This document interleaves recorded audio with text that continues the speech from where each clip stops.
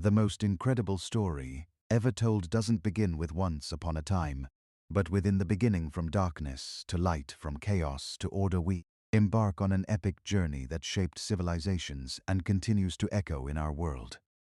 Today, the Old Testament is not just a religious record, it is the grand drama of humanity in its search for meaning, filled with unlikely heroes, powerful villains, and astonishing divine interventions.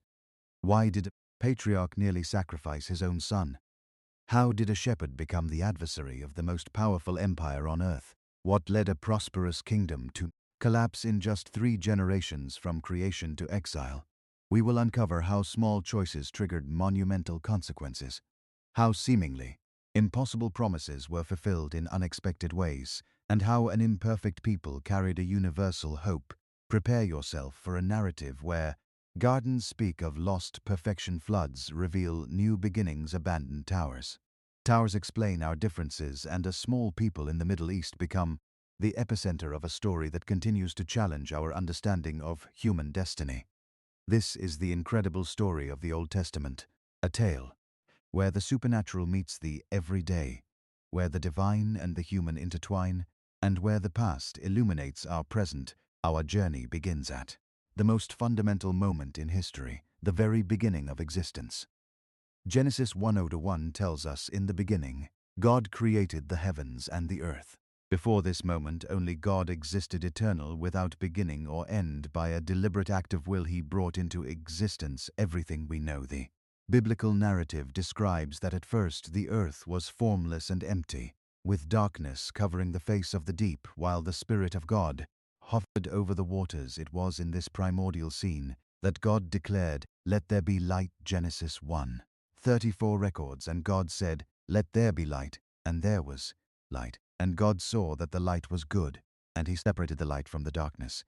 This first day established a pattern. God speaks, matter obeys, and the Creator declares His work good.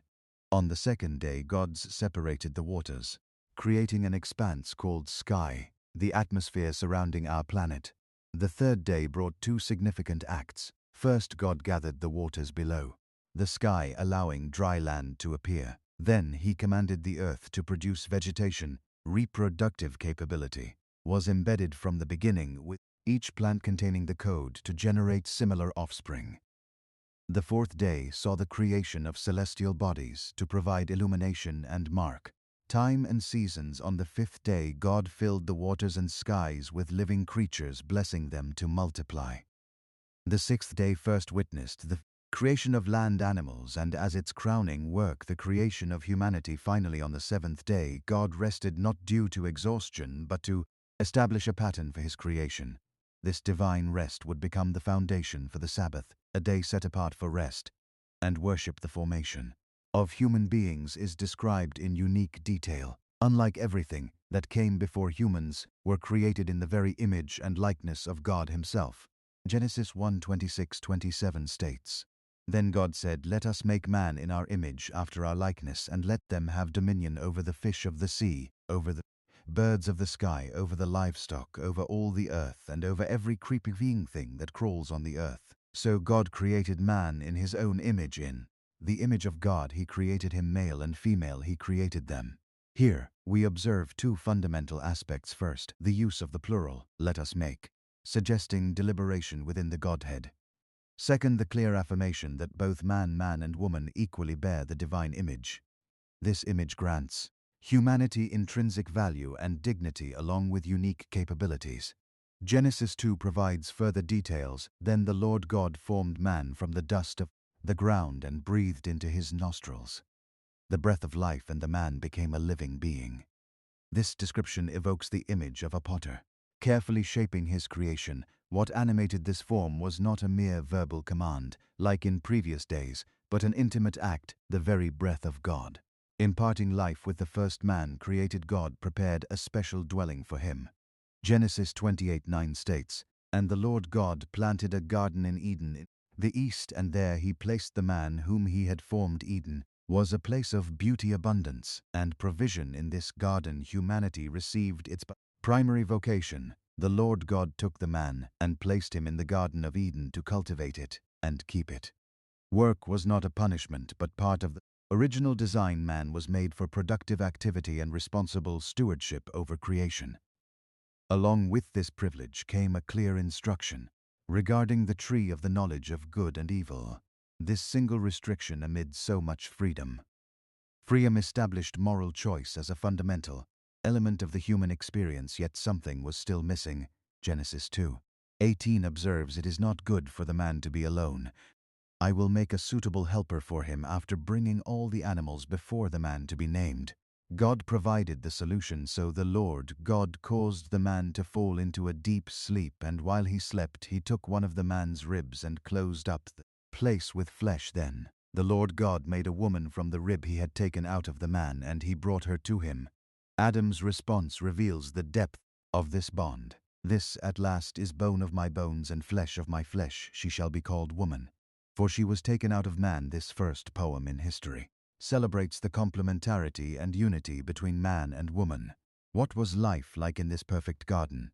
Before sin, the Bible gives glimpses of an existence marked by harmony on multiple levels between humans and God, between man and woman, and between humanity and creation. The relationship with God was characterized by closeness and intimacy. Genesis 38 references God walking in the garden in the cool of the day, suggesting a regular and tangible divine presence. There were no spiritual barriers. Communion was direct and natural between man and woman. There was complete transparency. Genesis 2:25 states, "Now the man and his wife were both naked, and they felt no shame." This shameless nakedness represents a relationship without barriers, without emotional hiding, and without the need for social masks. The relationship with the environment was one of responsible stewardship, not exploitation or struggle. Work in the garden was neither toilsome nor frustrating, but rather fulfilling and productive. The earth responded generously to the care of its stewards. Death had not yet entered the world as a universal reality. Existence was marked by abundance, not scarcity. There was no need for competition over resources or anxiety about future. The garden provided everything necessary for a full and satisfying life. At the same time, this was not an existence without purpose. Humans had meaningful work, clear responsibilities, and the necessity of making moral choices. The presence of the tree of the knowledge of good and evil in the center of the garden represented a clear boundary, a reminder that, though made in God's image, humans were not gods. The tree of life, also present in the garden, suggests that physical immortality was accessible to the first humans. Death was a potential threat, but not an inevitable reality, as it would later become in this paradise-like setting. The first couple enjoyed shalom, the comprehensive peace that encompasses physical, emotional, relational, and spiritual well-being. This was God's original design for human life on earth. However, Eden's perfect harmony would not last forever. Genesis 3 introduces a new character. Now the serpent was more cunning than any of the wild animals the Lord God had made. And it said to the woman, "Did God really say, 'You must not eat from any tree in the garden'?" The tempter's strategy begins with a subtle distortion of God's word, turning his generous permission into an apparently petty restriction. This verbal manipulation seeks to plant a seed of doubt about God's goodness. The woman responds by partially correcting the distortion, but already shows signs of negative influence by adding to the prohibition and diminishing the certainty of the consequences. The serpent then moves to direct contradiction. "You will certainly not die, for God knows that when you eat from it, your eyes will be opened, and you will be like God, knowing good and evil." This accusation suggests that God is deliberately withholding something beneficial from humans. For selfish reasons, the text then describes the internal process of temptation. When woman saw that the tree was good for food, pleasing to the eye, and desirable for gaining wisdom, she took some of its fruit and ate it. She also gave some to her husband who was with her, and he ate it. We notice three aspects of the fruit's appeal: physical, aesthetic, and intellectual. The decision to eat the fruit represented more than mere disobedience. It was a declaration of spiritual independence, a rejection of divine authority, an attempt to establish moral autonomy. A significant detail is Adam's passive presence during this event. Apparently, he was present during the serpent's dialogue with the woman, but did not intervene. He failed in his role as a guardian. and then consciously participated in the transgression. The fall was immediate right after eating the fruit. Then the eyes of both of them were opened, and they realized they were naked, so they sewed fig leaves together and made coverings for themselves. The knowledge they gained did not bring liberating enlightenment, but rather an awareness of vulnerability and shame. The first action after the fall, covering themselves with fig leaves, symbolizes all subsequent human attempts to hide shame and project an image of self-sufficiency that masks inner brokenness. The repercussions of disobedience were immediate and far-reaching. Genesis 38 records the first spiritual consequence. Then the man and his wife heard the sound of the Lord God as he was walking in the garden in the cool of the day, and they hid from the Lord God among the trees of the garden. The relationship that was once marked by open communion was now characterized by fear and hiding. God initiates a dialogue. Where are you? This question was meant to provoke confession and self-awareness. Instead, it was met with evasion and blame-shifting. Adam implicitly blames both the woman and God. The woman you put here with me, she gave me some fruit from the tree, and I ate it. The woman in turn shifts the blame to the serpent. The serpent deceived me, and I ate. God then pronounces specific judgments for each participant, beginning with the serpent. I will put enmity between you and the woman, and between your offspring and hers. He will crush your head, and you will strike his heel. This first promise of redemption foretells a decisive defeat of evil, though at a cost to the human victor. For the woman, the consequences involved pain in childbirth and tension in the marital relationship. The man received the most extensive judgment. Work would become arduous. The ground resistant to his efforts, and death would be his inevitable fate. Yet divine mercy remained active even amid judgment. God provided garments of skin to cover the couple. Nakedness, suggesting the first animal sacrifice to cover human shame. Finally came the expulsion from the garden, not merely as punishment but also as mercy. Preventing access to the tree of life meant avoiding the dreadful possibility of immortality. In a state of perpetual sin, the garden, now guarded by cherubim, would remain in humanity's collective memory as a symbol of the lost paradise and the need for restoration that could only come through divine initiative. Out inside the Garden of Eden, the story of humanity began to unfold with the birth of the first children. Genesis 41:2 records the man knew his wife Eve, and she conceived and bore Cain, saying, I have gotten a man with the help of the Lord. Then she bore his brother Abel. Now Abel was a keeper of sheep and Cain a worker of the ground. These first brothers represent two fundamental ways of human subsistence, different vocations yet equally legitimate. The narrative quickly shifts to an act of worship in the course of time. Cain brought to the Lord an offering of the fruit of the ground, and Abel also brought of the firstborn of his flock and of their fat portions, and the Lord had regard for Abel and his offering, but for Cain and his offering he had no regard. The text does not explicitly explain why Abel's offering was accepted while Cain's was rejected. Possible reasons include the superior quality of Abel's offering, the internal attitude of the worshippers, or the nature of the sacrifice itself. Regardless of the reason, God's differing response exposed issues within Cain's heart. Cain's reaction reveals his character. So Cain was very angry and his face fell. God then approaches him with counsel and a warning, revealing fundamental truths about the nature of sin, its threatening proximity, its almost personal aggressiveness, and humanity's responsibility to resist it. Tragically, Cain rejects this counsel. Cain said to Abel his brother, let us go out to the field. And when they were in the field, Cain rose up against his brother Abel and killed him.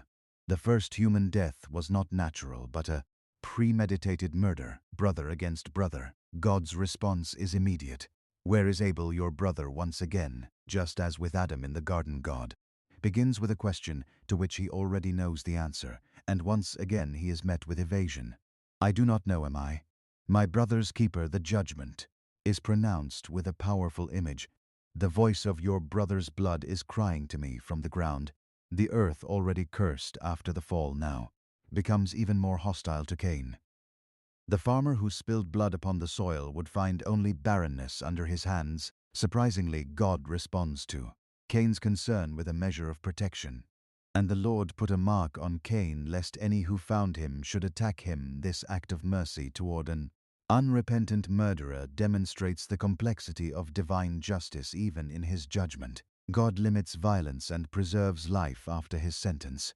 Cain departed from the divine presence and settled in the land of Nod, whose name means wandering, reflecting his status as a fugitive. Despite curse upon the land, Cain managed to establish himself, marry, and have descendants. Genesis chapter 4:17 states Cain knew his wife, and she conceived and bore Enoch. When he built a city, he called the name of the city after the name of his son Enoch.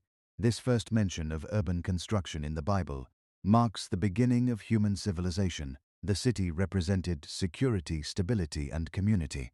Precisely what Cain, as a condemned wanderer, desired most. Cain's descendants developed the first technologies and arts. Genesis 40:20-22 records A.R. bore a Baal. He was the father of those who dwell in tents and have livestock. His brother's name was Jubal. He was the father of all those who play the lyre. And pipe. Zillah also bore Tubal-Cain. He was the forger of all instruments of bronze and iron. Here we see the development of nomadic herding with Jabal, music with Jubal, and metallurgy with Tubal-Cain, though separated from God's presence. Cain's lineage demonstrated remarkable ingenuity and cultural creativity, a reflection of the image of God that remained in them. Despite sin, however, alongside this material progress came moral deterioration. Lamech, a fifth-generation descendant of Cain, introduced polygamy by taking 2 wives. Even more disturbing is his song of the sword in Genesis 4:23-24. I have killed a man for wounding me, a young man for striking me. If Cain's revenge is 7-fold, then LX is 77-fold. This song reveals a spirit of disproportionate vengeance and glorification of violence. What had been an isolated or a terrible act in Cain became a philosophy of life. In Lamech, violence is a response to minor offenses, and pride in the power to inflict harm. The divine prote given to Cain as an act of mercy is perversely transformed into an incentive for further violence. In contrast to this lineage, the narrative introduces another genealogy. Adam knew his wife again, and she bore a son and called his name Seth. For she said, God has appointed for me another offspring instead of Abel, for Cain killed him. Genesis 4:25. The name Seth means appointed or substituted, marking him as Abel's spiritual successor. The contrast between the two lineages is highlighted in Genesis 4:26. To Seth also a son was born, and he called his name Enosh. At that time people began to call upon the name of the Lord.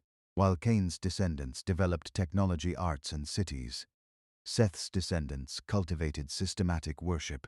This spiritual division between the lineages would set the pattern for subsequent human history.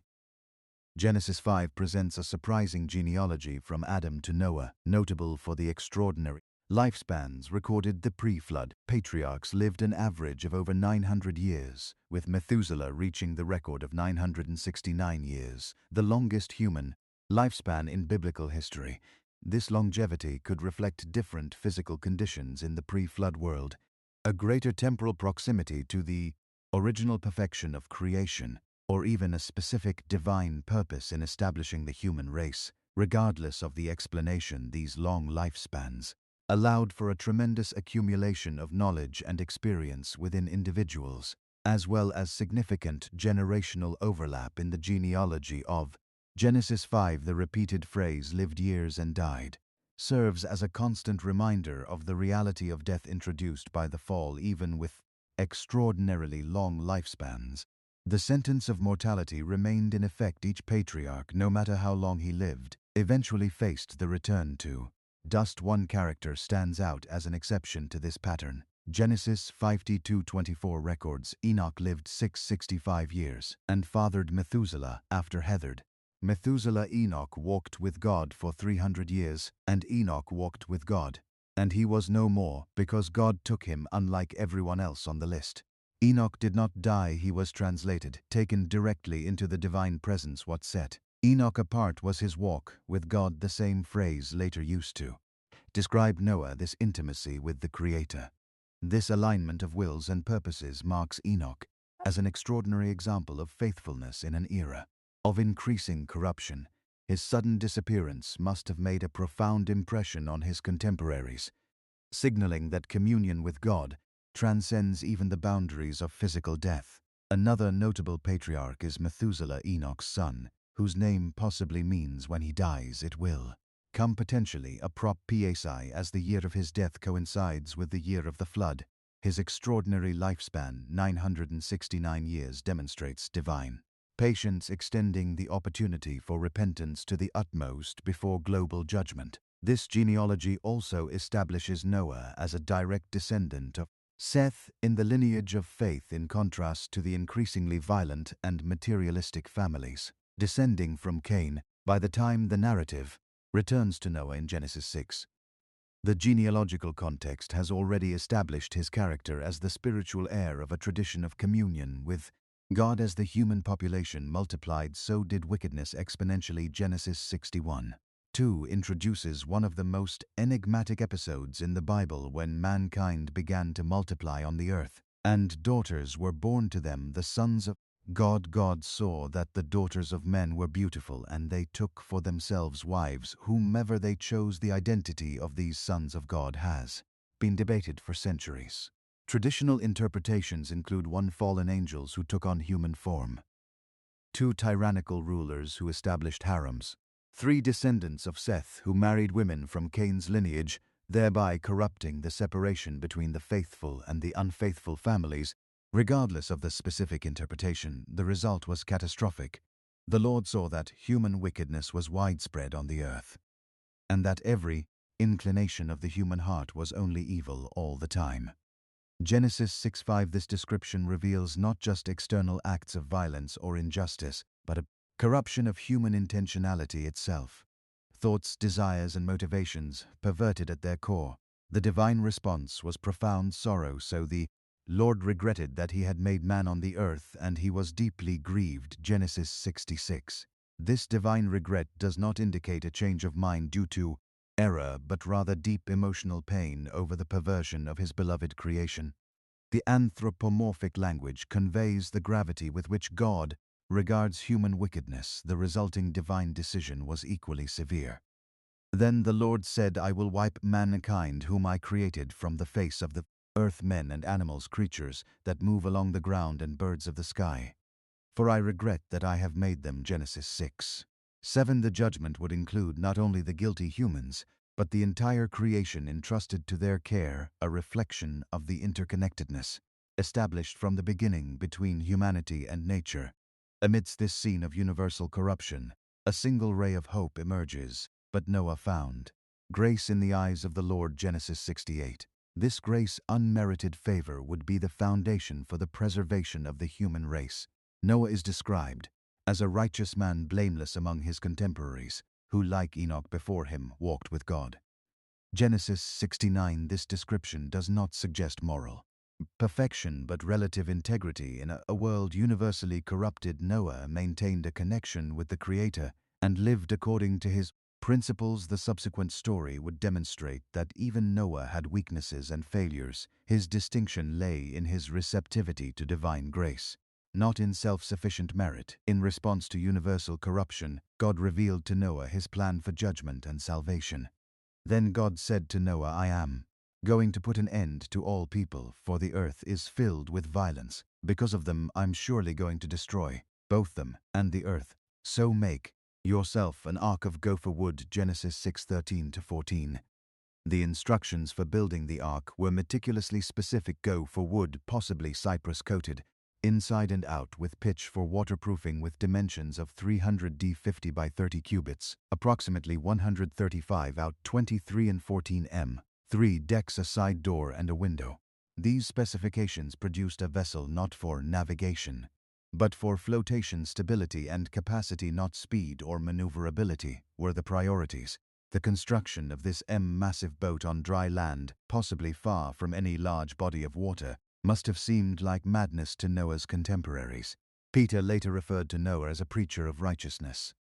2 Peter 2:5, suggesting that the long years of construction were accompanied by warnings about the coming judgment and calls for repentance, warnings that were universally ignored. Along with the construction instructions, God established the covenant with Noah. But I will establish my covenant with you, And you will enter the ark, you and your sons and your wife, and your sons' wives with you. Genesis 6:18. This first explicit mention of a divine covenant in the Bible sets the pattern for future covenantal relationships between God and humanity. Divine initiative, human obedience, specific promises, and preservation amid judgment. The salvation extended to Noah was not only for him and his family, but also included representatives of the animal kingdom, of every living thing, of all flesh. You shall bring 2 of every sort into the ark. To keep them alive with you, they shall be male and female. Genesis 6:19. Clean animals suitable for sacrifice would enter in groups of 7 pairs, while unclean animals in only 1 pair. Provision both for the preservation of species and for future sacrificial worship. In response to these extraordinary instructions, Noah's obedience is emphasized. Thus, Noah did according to all that God commanded him, so he did. Genesis 6:22. This complete obedience stands in stark contrast to the universal rebellion of his contemporaries and serves as an example of active faith, not merely intellectual agreement but concrete action, based on trust in God's promises. When the construction was completed and the animals were gathered, God gave the final command. Then the Lord said to Noah, "Come into the ark, you and all your household, because I have seen that you are righteous before me in this generation." Genesis 71. Noah's family entered the ark 7 days before the rain began, a final period of waiting and preparation before the catastrophe. Then came the flood in the 600th year of Noah's life. In the 2nd month, the 17th day of the month, on that day all the fountains of the great deep were broken up, and the windows of heaven were opened, and the rain was on the earth 40 days and 40 nights. Genesis 7:11-12. The description suggests not only extraordinary rainfall but also tectonic upheaval, releasing underground waters, a geological reshaping of the earth. The waters rose for 150 days, covering even the highest mountains. All terrestrial life that breathed outside the ark perished, a universal judgment against universal corruption. But amidst this devastation, a word of hope remains. Then God remembered Noah. Genesis 81. The verb remember does not imply that God had temporarily forgotten, but rather signifies special attention and action in favor of the object of his remembrance. The gradual recession of the waters, the ark landing on the mountains of Ararat, the release of birds to test the conditions, and finally the drying of the earth, all this took more than a year. After more than a year inside the ark, the time had finally come to leave. Genesis 8:15-6 records, "Then God spoke to Noah, saying, Go out of the ark, you and your wife and your sons and your sons' wives. With you the earth was dry, ready to be inhabited again." A renewed world awaited the family that God had preserved. Noah's first action demonstrated his devotion. Genesis 8:20 tells us, "Then Noah built an altar to the Lord and took of every clean animal and of every clean bird and offered burnt offerings on the altar before building a house for his family." Noah built an altar for worship. This sacrifice acknowledged both divine mercy and the need for atonement for sin which still persisted even in this new creation. God responded with a promise. Genesis 8:2122 records, "I will never again curse the ground for man's sake, although the imagination of man's heart is evil from his youth, nor will I again destroy every living thing as I have done, while the earth remains. Seed time and harvest, cold and heat, winter and summer, and day and night shall not cease." God then formally established a covenant. Genesis 9:11 describes, "Thus I establish my covenant with you, never again shall all flesh be cut off by the waters of the flood, never again shall there be a flood to destroy the earth." Earth as a sign, God placed the rainbow in the clouds, a visual symbol of the divine promise that each new generation could see and remember. The Noahic covenant included new instructions. First, the reaffirmation of the mission to populate the earth. Second, the permission to eat meat, with one important restriction: "But you shall not eat flesh with its life, that is, its blood." Genesis 9:4. Finally, the first explicit law regarding homicide: "Whoever sheds man's blood, by man his blood shall be shed, for in the image of God he made man." Genesis 9:6. This covenant established divine blessings extended to all humanity, the regularity of the seasons, diverse sources of food, and fundamental principles of justice that would enable civilization to develop in a world still affected by sin. Even Noah, a righteous man who walked with God, was not immune to failure. Genesis 9:2-21 reports, "And Noah began to be a farmer, and he planted a vineyard. Then he drank of the wine, and was drunk and became uncovered in his tent." This episode illustrates how even heroes of faith can have moments of weakness. The response of Noah's sons reveals fundamental differences in character. Genesis 9:22 tells us, "And Ham, the father of Canaan, saw the nakedness of his father and told his two brothers outside." Ham's attitude suggests disrespect for the dignity of the patriarch. In contrast, Genesis 9:23 describes the response of Shem and Japheth. "But Shem and Japheth took a garment, laid it on both their shoulders, and went backward and covered the nakedness of their father. Their faces were turned away, and they did not see their father's nakedness." Their approach demonstrates reverence and honor, even when their father was in a moment of weakness. When Noah learned of what had happened, his response was prophetic. Genesis 92:24-27 records, "Cursed be Canaan, a servant of servants, he shall be to his brethren. And he said, Blessed be the Lord, the God of Shem, and may Canaan be his servant. May God enlarge Japheth, and may he dwell in the tents of Shem, and may Canaan be his servant."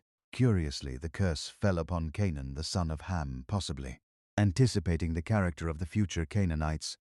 This prophetic declaration would be fulfilled over generations. When the Canaanites, descendants of Ham, were subdued by the Israelites, descendants of Shem, the blessings upon Shem and Japheth also had significant implications. The reference to the Lord, the God of Shem, anticipates the special role of the Semites in divine revelation. The blessing upon Japheth foresees the geographical expansion of his descendants, traditionally associated with Indo-European peoples. This seemingly simple episode established patterns that would reverberate throughout biblical history, demonstrating how attitudes of respect or disrespect toward authority have lasting consequences. Genesis 10 presents a systematic record of humanity's dispersion.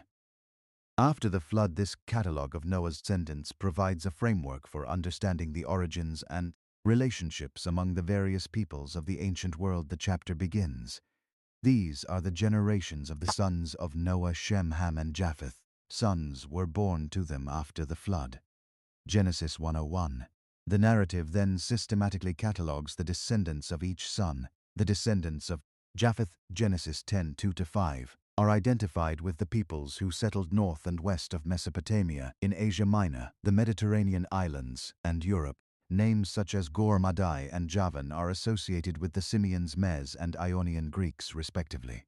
The descendants of Ham, Genesis 10:6-20, are primarily associated with Africa, Egypt, and Ethiopia, and parts of the Middle East, including Canaan. The text gives special attention to Nimrod, Ham's grandson, describing him as a mighty hunter and the founder of major cities in Mesopotamia, including Babel and Nineveh. The Canaanites, descendants of Ham through Canaan, are described with specific geographical boundaries that define the land later promised to the Israelites, an important detail for the early readers of Genesis. Finally, the descendants of Shem, Genesis of 10:21-31, are catalogued with emphasis on EBA, possibly the origin of the term Hebrews, and the ancestors of the Aramaic and Arab tribes. Shem's lineage was particularly significant as the ancestral line of Abraham, and consequently the people of Israel. The chapter concludes, "These are the families of the sons of Noah, according to their generations in their nations. From these the nations spread across the earth after the flood." Genesis 10:32. This table of nations establishes the fundamental unity of the human race, all descending from Noah, and ultimately from Adam. This genealogical catalogue served crucial purposes. It placed Israel within the broader context of the nations, provided a framework for understanding Israel's interactions with neighboring peoples, established the legitimacy of future Israelite conquests, and set the stage for the calling of Abraham, who would become a channel of blessing to all the families of the earth, while Genesis 10 provides an overview of human dispersion. After the flood, Genesis 11 explains how and why this dispersion occurred. The narrative begins now. The whole earth had one language and one speech.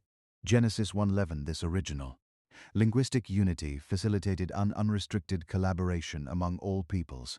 A significant group migrated eastward and settled in the plain of Shinar, Mesopotamia. Their unity became the catalyst for an ambitious project.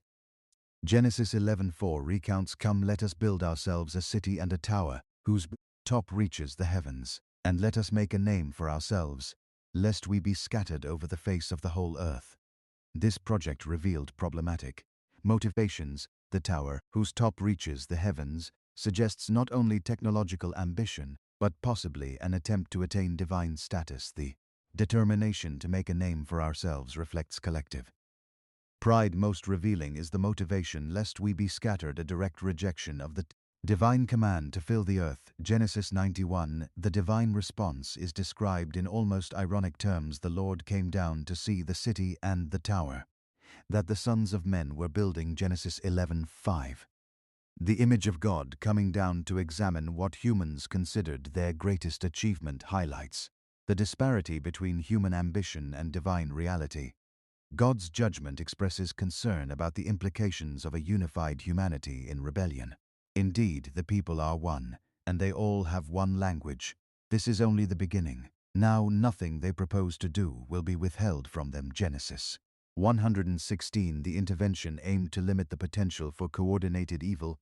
"Come, let us go down and confuse their language, so that they may not understand one another's speech." So the Lord scattered them from there over the face of all the earth, and they stopped building the city. Genesis 11:7-8. The introduction of multiple languages created communication barriers that fragmented human society. The name of the place, Babel, confusion, came to symbolize the futility of autonomous human ambition. However, the linguistic and geographical dispersion also contained preventing the consolidation of evil on a global scale and promoting the development of distinct cultures with unique contributions. Ironically, the builder's goal, "let us make a name for ourselves," was indeed accomplished, but as a symbol of the failure of human pride before divine sovereignty. After Babel, narrative shifts dramatically in focus from all of humanity to a single family. This transition is facilitated by a genealogy in Genesis 1:11-32, tracing the lineage from Shem to Terah and his sons, including Abram, later called Abraham. The genealogy establishes Abram as a direct descendant of Shem, heir to the blessing pronounced by Noah, and part of the lineage that preserved some knowledge of the true God in an increasingly idolatrous world. Initially, Terah leads a family migration from of the Chaldean toward Canaan, but the journey stops midway in Haran, where Terah dies. It is in this context, Abram, already 75 years old and settled in Haran, that the divine call occurs, changing the course of redemptive history. Genesis 12:13 records, "Now the Lord said to Abram, Get out of your country, from your family, and from your father's house, to the land that I will show you. I will make you into a great nation. I will bless you and make your name great be a blessing. I will bless those who bless you, and curse those who curse you. In you all the families of the earth shall be blessed." This calling required a threefold departure from his land, his people, and his father's household, essentially asking Abram to leave behind everything that provided identity and security in the ancient world. The promises encompassed three main spheres: land, the land that I will show you; offspring, I will make you into a great nation, a significant promise considering that Sarai was barren, and bless, both for Abram personally and through him for all the families of the earth. This last promise is particularly notable in the post-Babel context. After humanity's dispersion, God initiated a process of reunification and restoration, not through a human project like the tower, but through his own redemptive initiative channeled through a chosen man. Abram's response is described with simplicity. "So Abram went as the Lord had told him." Genesis 12:4. Without recording any deliberation, the text simply presents Abram's obedience as immediate and complete, an extraordinary act of faith. As Hebrews 1:18 later comments, "By faith Abraham, when called to go to a place he would later receive as his inheritance, obeyed, and went even though he did not know where he was going in Canaan." Abram received further confirmation. "The Lord appeared to Abram and said, To your offspring I will give this land." Genesis 12:7. The land that I will show you was now identified as Canaan, the same region inhabited by the descendants of Canaan upon whom Noah's curse had been pronounced. Abram's response was to build an altar, the first of several he would establish at key points along his journey through Canaan. These altars were places of worship and territorial markers, symbolic affirmations of his descendants' future possession of the land after calling. Abraham's life was marked by physical journeys that mirrored his spiritual journey of faith upon arriving in Canaan. He did not settle permanently in one place but traveled through the land from Shem to Bethel, and then to the Negev. This pattern of movement, often accompanied by the building of altars, reflects Abraham's nature as a pilgrim dwelling in the promised land, yet as a foreigner trusting in divine promises. Soon after his arrival, Abraham faced his first test. Now there was a famine in the land, and Abram went down to Egypt to live there for a while because the famine was severe. Genesis 1:210. This crisis temporarily led him out of the promised land. Fearing for his safety, Abraham asked Sarai to present herself only as his sister, Ahal, truth that concealed their marital relationship. As expected, Sarai's beauty attracted aristocratic attention, and she was taken into Pharaoh's household. The situation became potentially catastrophic. The mother of the promised nation was now in Pharaoh's harem. However, God intervened, but the Lord inflicted serious diseases on Pharaoh and his household because of Abram's wife, Sarai. Genesis 12:17. After this episode, Abraham returned to Canaan and faced a familiar challenge when the land's limited resources created tension between his herdsmen and Lot's. With remarkable generosity and trust, Abraham offered Lot the first choice of territory. Lot chose the fertile plain of the Jordan, eventually settling in Sodom. Following this separation, God renewed his promise: "Lift up your eyes from where you are, and look north and south, east and west. All the land that you see I will give to you and your offspring forever."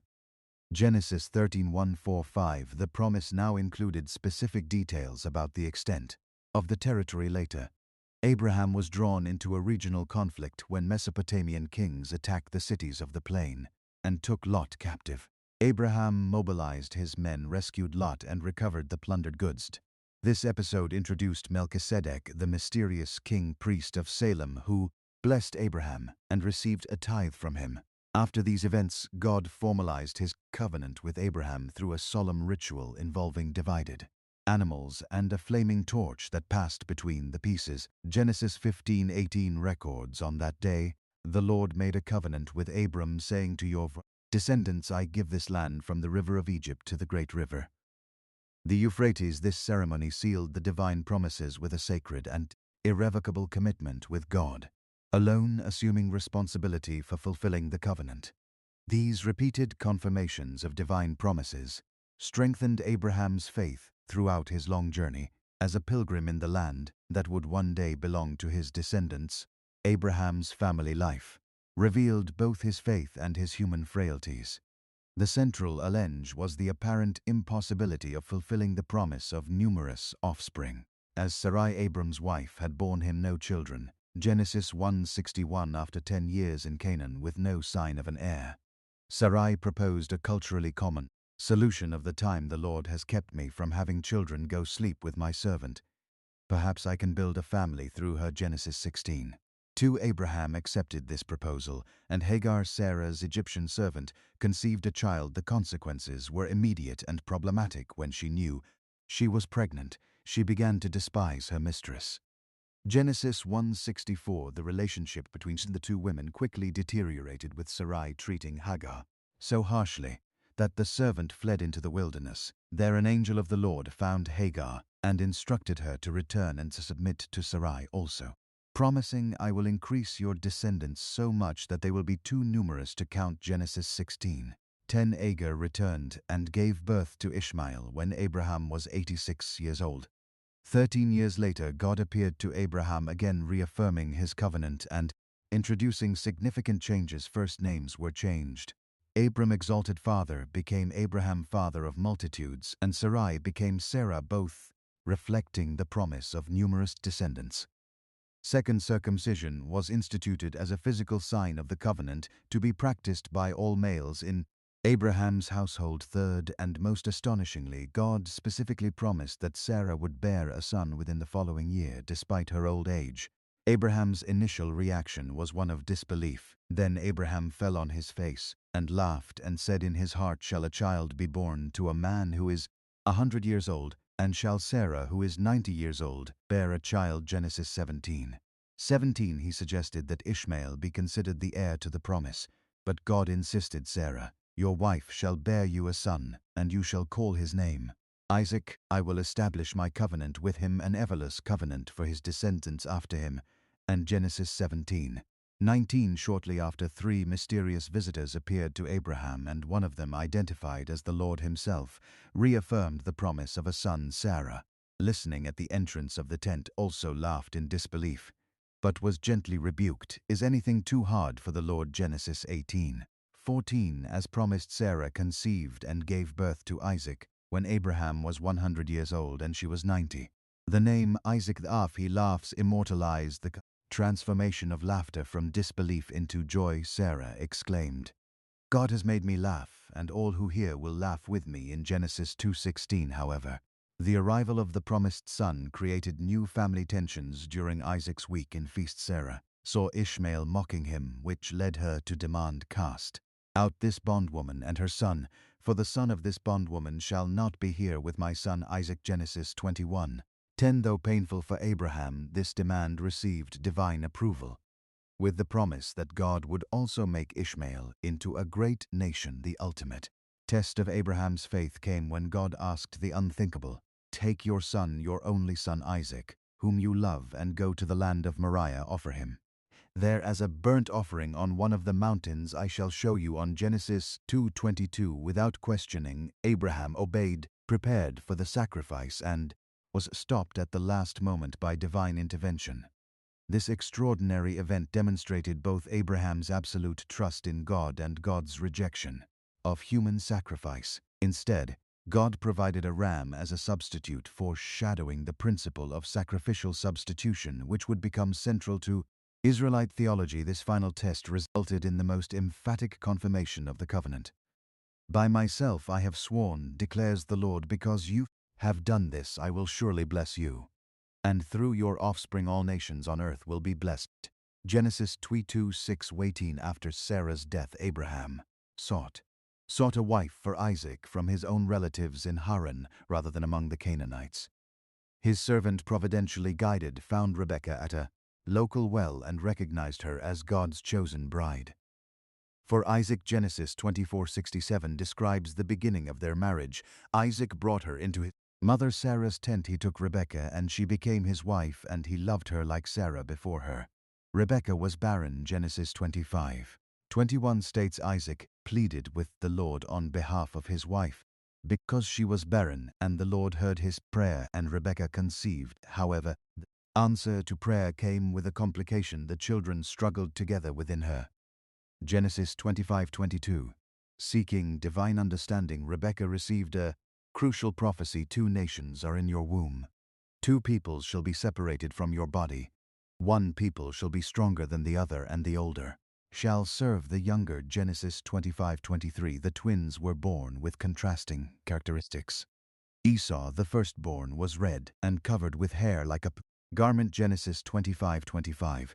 While Jacob was born grasping his brother's heel.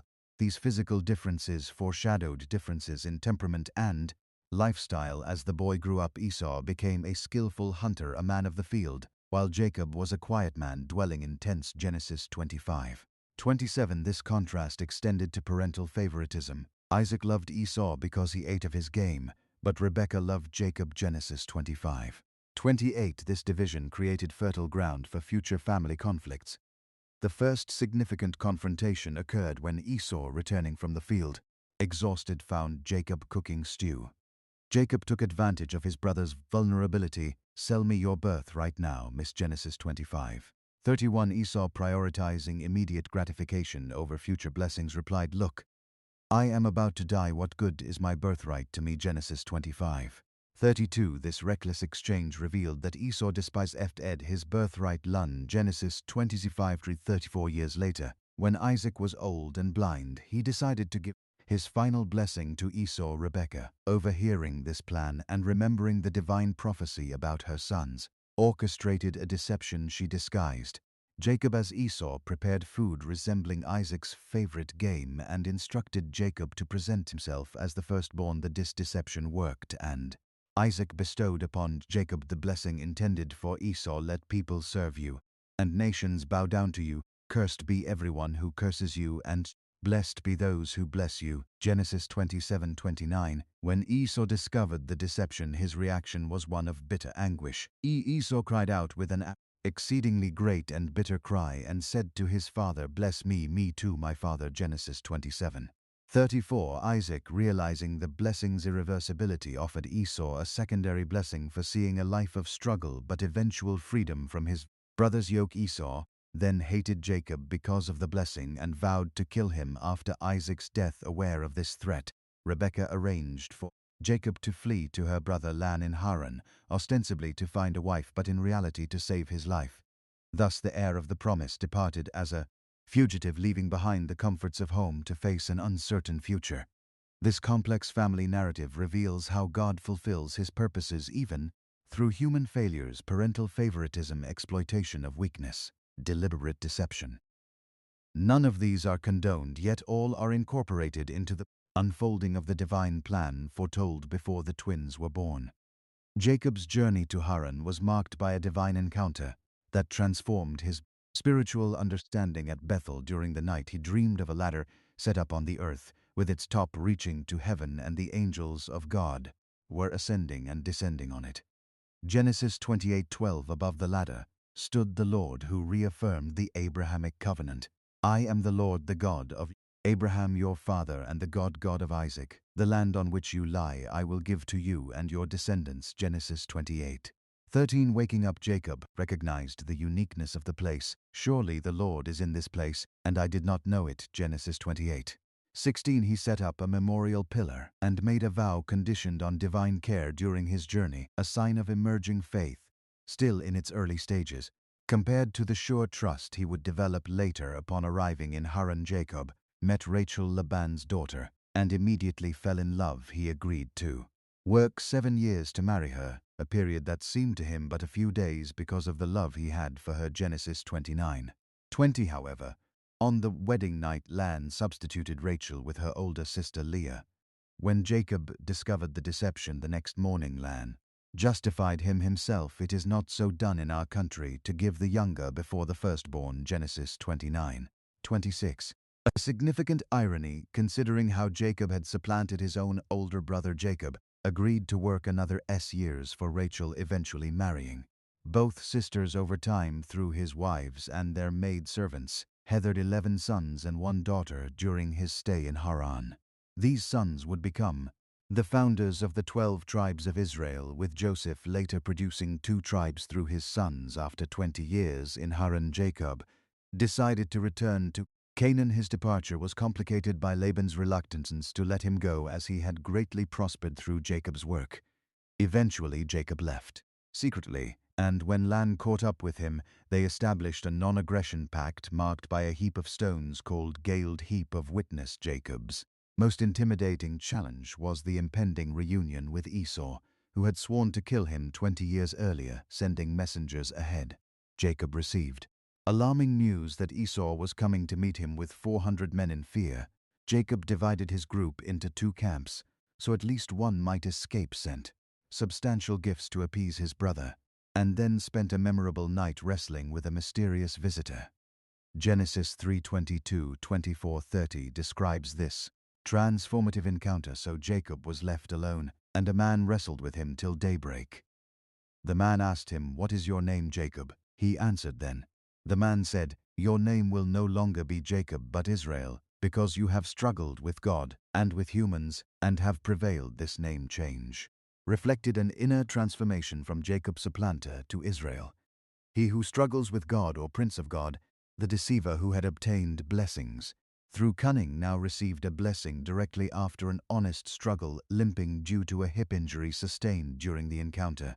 Jacob faced Esau, no longer relying solely on his own craftiness, But as one who had met God face to face, surprisingly, the meeting with Esau was marked by reconciliation, not violence.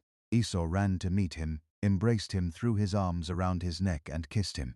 And they wept. Genesis 3:34. After this emotional reunion, the brothers went their separate ways, Esau returning to Sah and Jacob, settling first in Succoth and then in Shem. Jacob's life in Canaan was marked by further trials, the rape of his daughter Dinah, the excessive vengeance of his sons against Shem, the death of his beloved Rachel during Benjamin's birth, and Reuben's disgraceful behavior with Bilhah.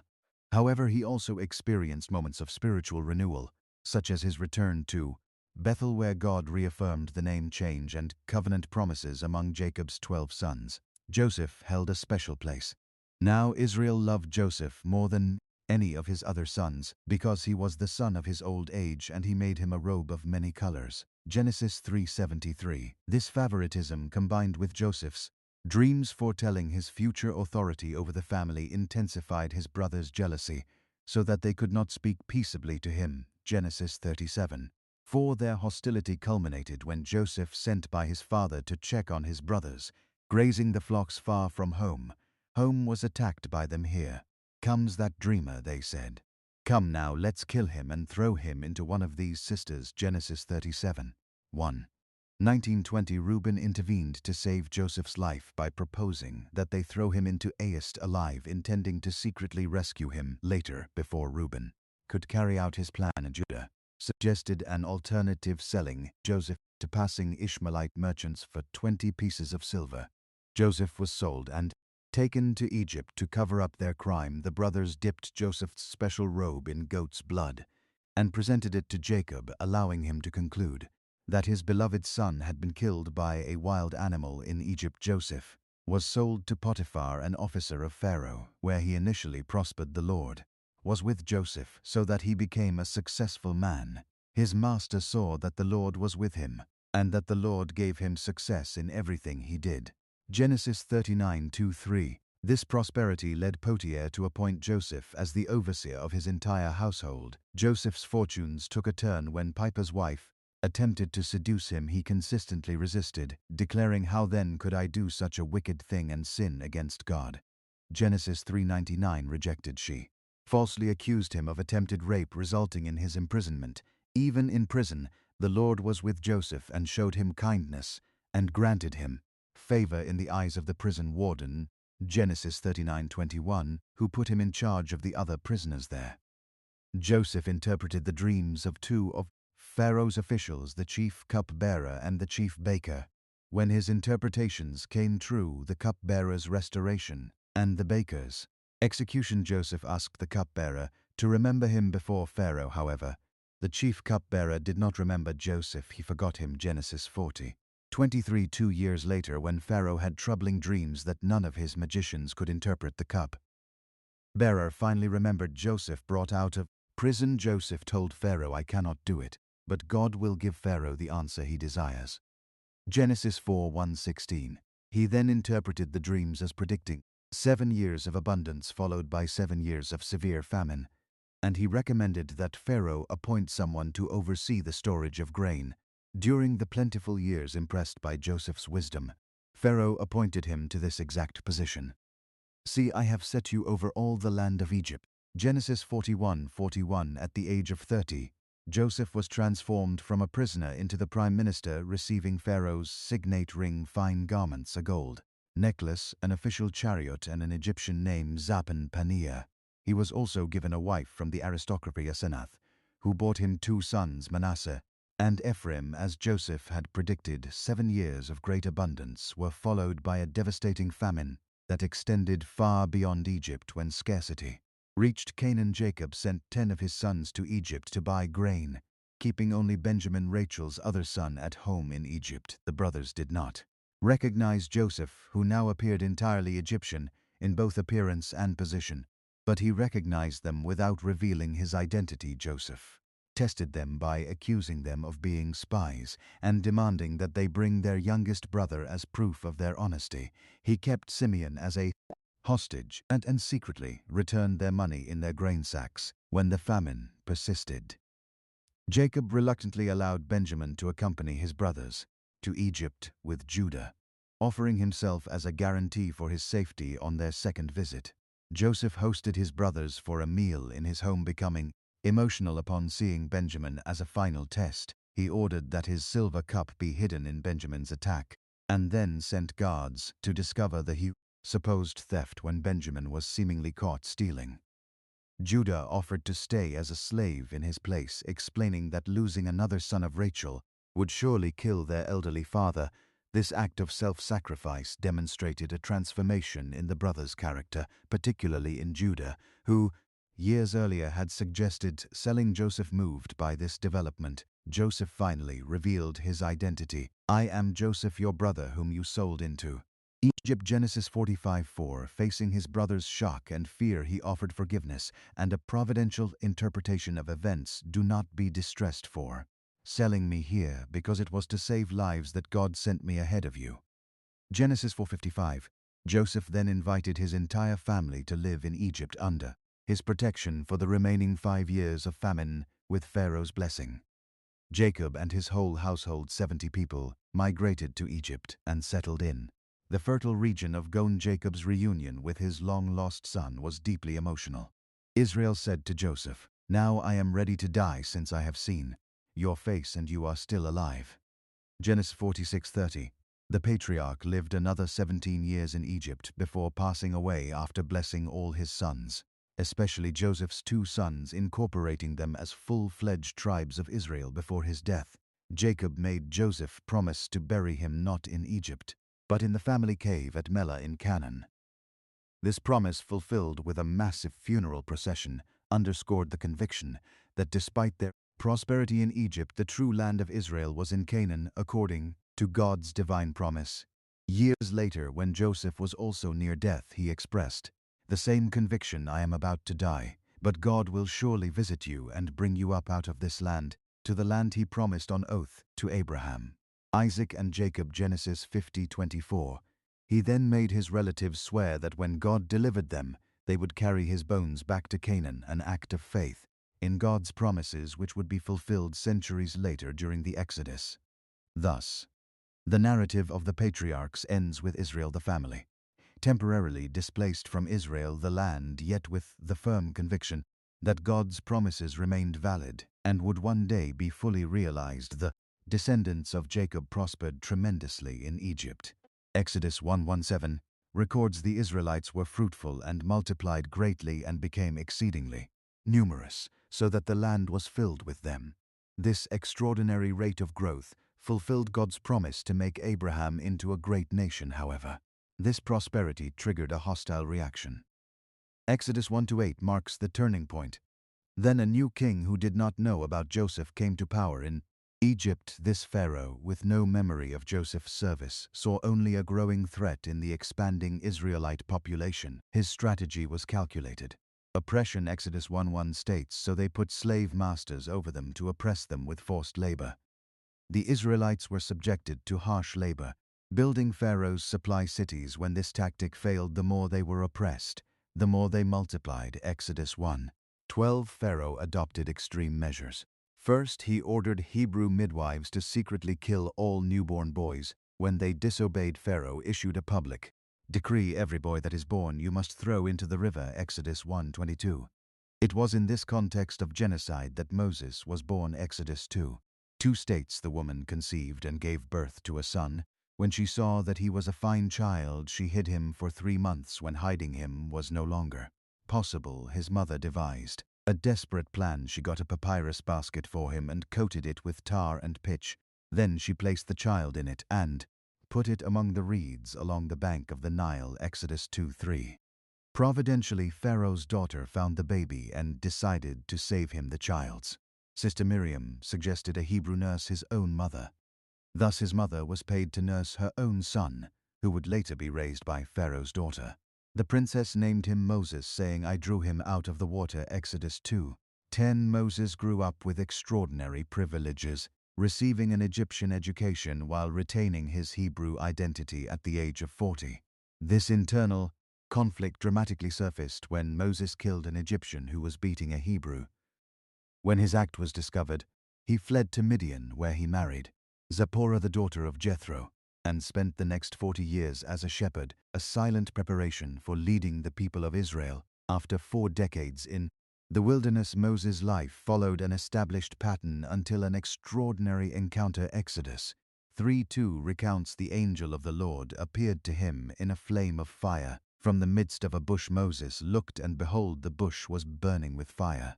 But the bush was not consumed. As Moses approached, God called him by name and demanded reverence. Do not come any closer.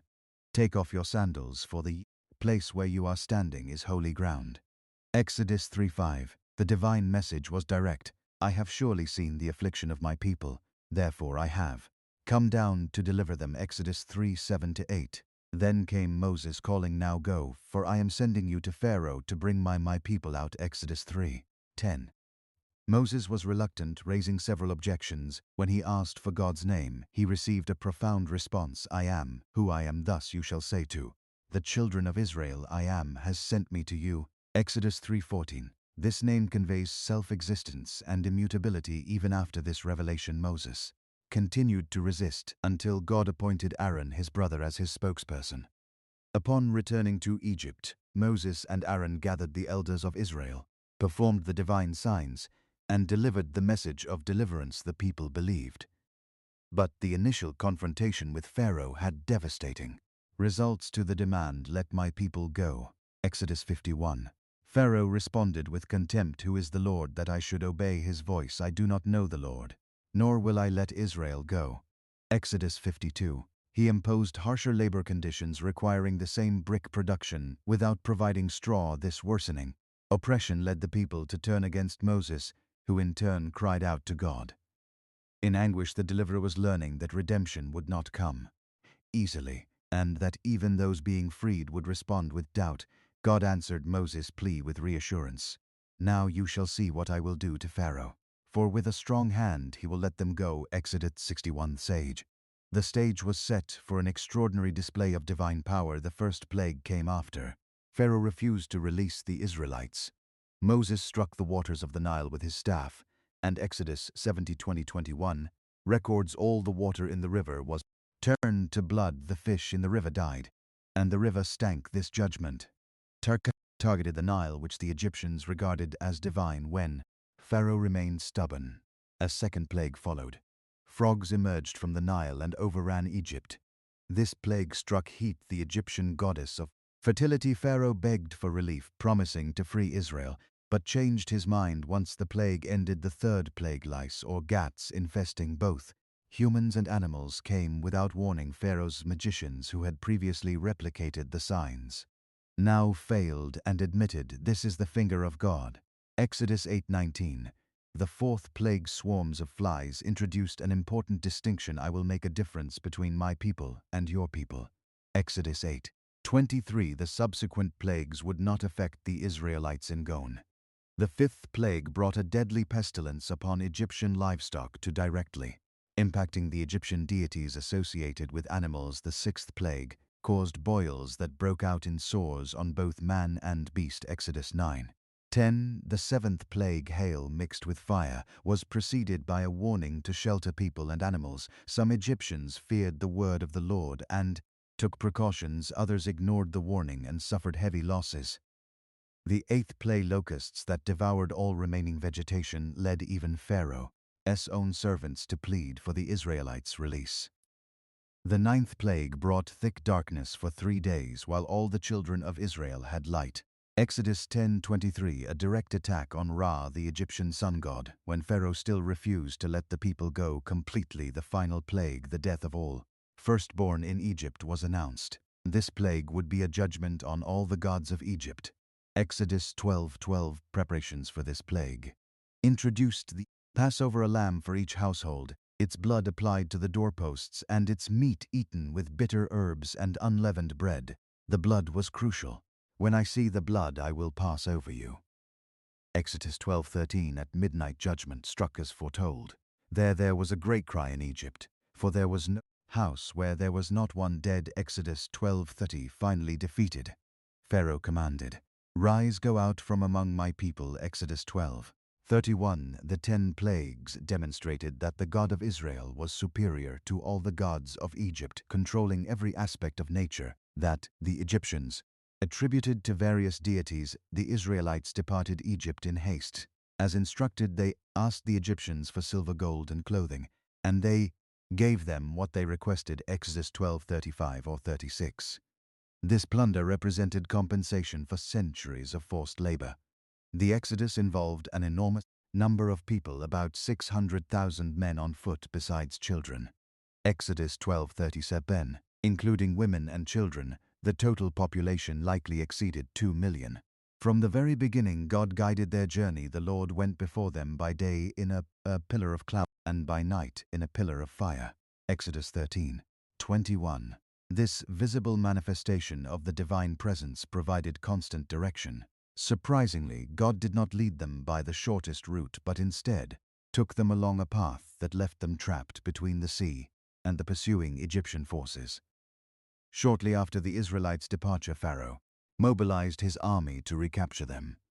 Seeing the Egyptians approaching, the Israelites panicked. "Were there no graves in Egypt that you have taken us away to die in the wilderness?"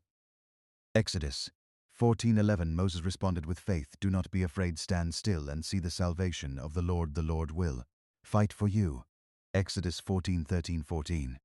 What followed is one of the most dramatic divine interventions ever recorded. Exodus 14:21-22 describes Moses stretched out his hand over the sea, and the Lord caused the sea to go back by a strong east wind all that night, and made the sea into dry land, and the waters were divided. So the children of Israel went into the midst of the sea on dry ground, and the waters were a wall to them on their right hand, and on their left the Egyptians pursued Israel into the dry seabed. But God threw the Egyptian army into confusion. Exodus 14:24. Once Israel had safely crossed, the waters returned, covering the chariots and horsemen of Pharaoh's entire army. Exodus 14:28. This decisive victory demonstrated God's absolute power.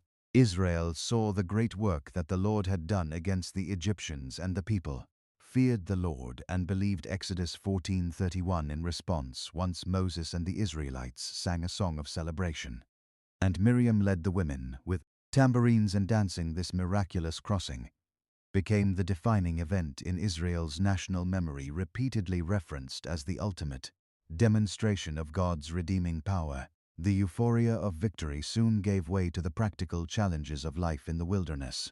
Just 3 days after the crossing, they faced their first crisis. They came to Mara, but they could not drink the water there because it was bitter. Exodus 15:23. The people turned against Moses, who cried out to God, instructed to throw a piece of wood into the water. Moses made it drinkable. This first test established a pattern: crisis, complaint, divine intervention, and spiritual lesson. The next stop was Elim, with 12 springs and 70 palm trees. Exodus 15:27. A temporary oasis. Soon they faced another crisis, when their supplies from Egypt ran out, leading to more complaints. God responded with 2 forms of provision: in the evening you will eat meat, and in the morning you will be filled with bread. Exodus 16. 12 quails covered the camp at night, and in the morning manna appeared, small round flakes like frost on the ground. Exodus 16:14. This manna came with specific instructions: gather only enough for each day, except on the 6th day, when they were to collect a double portion for the Sabbath. These rules taught daily dependence on God and the observance of the Sabbath. The Israelites ate manna for 40 years, until they reached the inhabited land. Exodus 1:6-35. At Rephidim they faced another water cry. God instructed Moses to strike a rock with his staff, and water flowed abundantly. Also at Rephidim they encountered their first military challenge, when the Amalekites attacked. During the battle led by Joshua, Moses had to keep his hands raised for Israel. To prevail. When he grew tired, Aaron and her supported his hands until sunset, ensuring victory over the Amalekites. This episode illustrated the combination of human effort and divine dependence. Finally, before reaching Sinai, Israel received a visit from Jethro's, Moses' father-in-law, who offered wise administrative advice. Seeing Moses overwhelmed by judging the people's disputes, Jethro suggested delegating authority to judges over groups of Varying sizes, Moses implemented this system, allowing for more efficient governance during their wilderness journey in the third month after leaving Egypt. The Israelites arrived at the wilderness of Sinai and camped before the mountain. Exodus 1:93-4 records. Moses went up to God, and the Lord called to him from the mountain, saying, "This is what you shall say to the house of Jacob, and tell the children of Israel, you have seen what I did to the Egyptians, how I carried you on eagle wings and brought you to myself." This prelude established the foundation for God's covenant proposal, not based on Israel's merits, but on God's grace and power demonstrated in their deliverance from Egypt.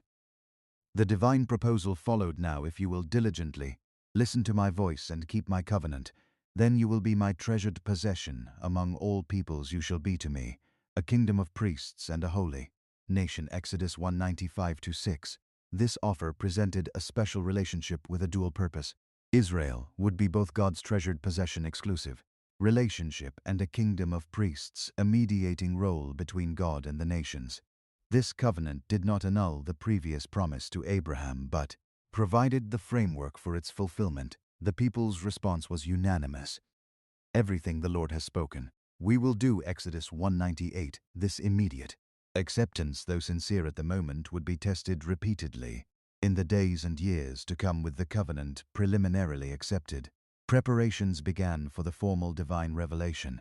Moses instructed the people to consecrate themselves for 2 days, washing their clothes and abstaining from sexual relations. Boundaries were set around the mountain. "Beware of going up the mountain or touching its edge. Whoever touches the mountain will be put to death." Exodus 19:12.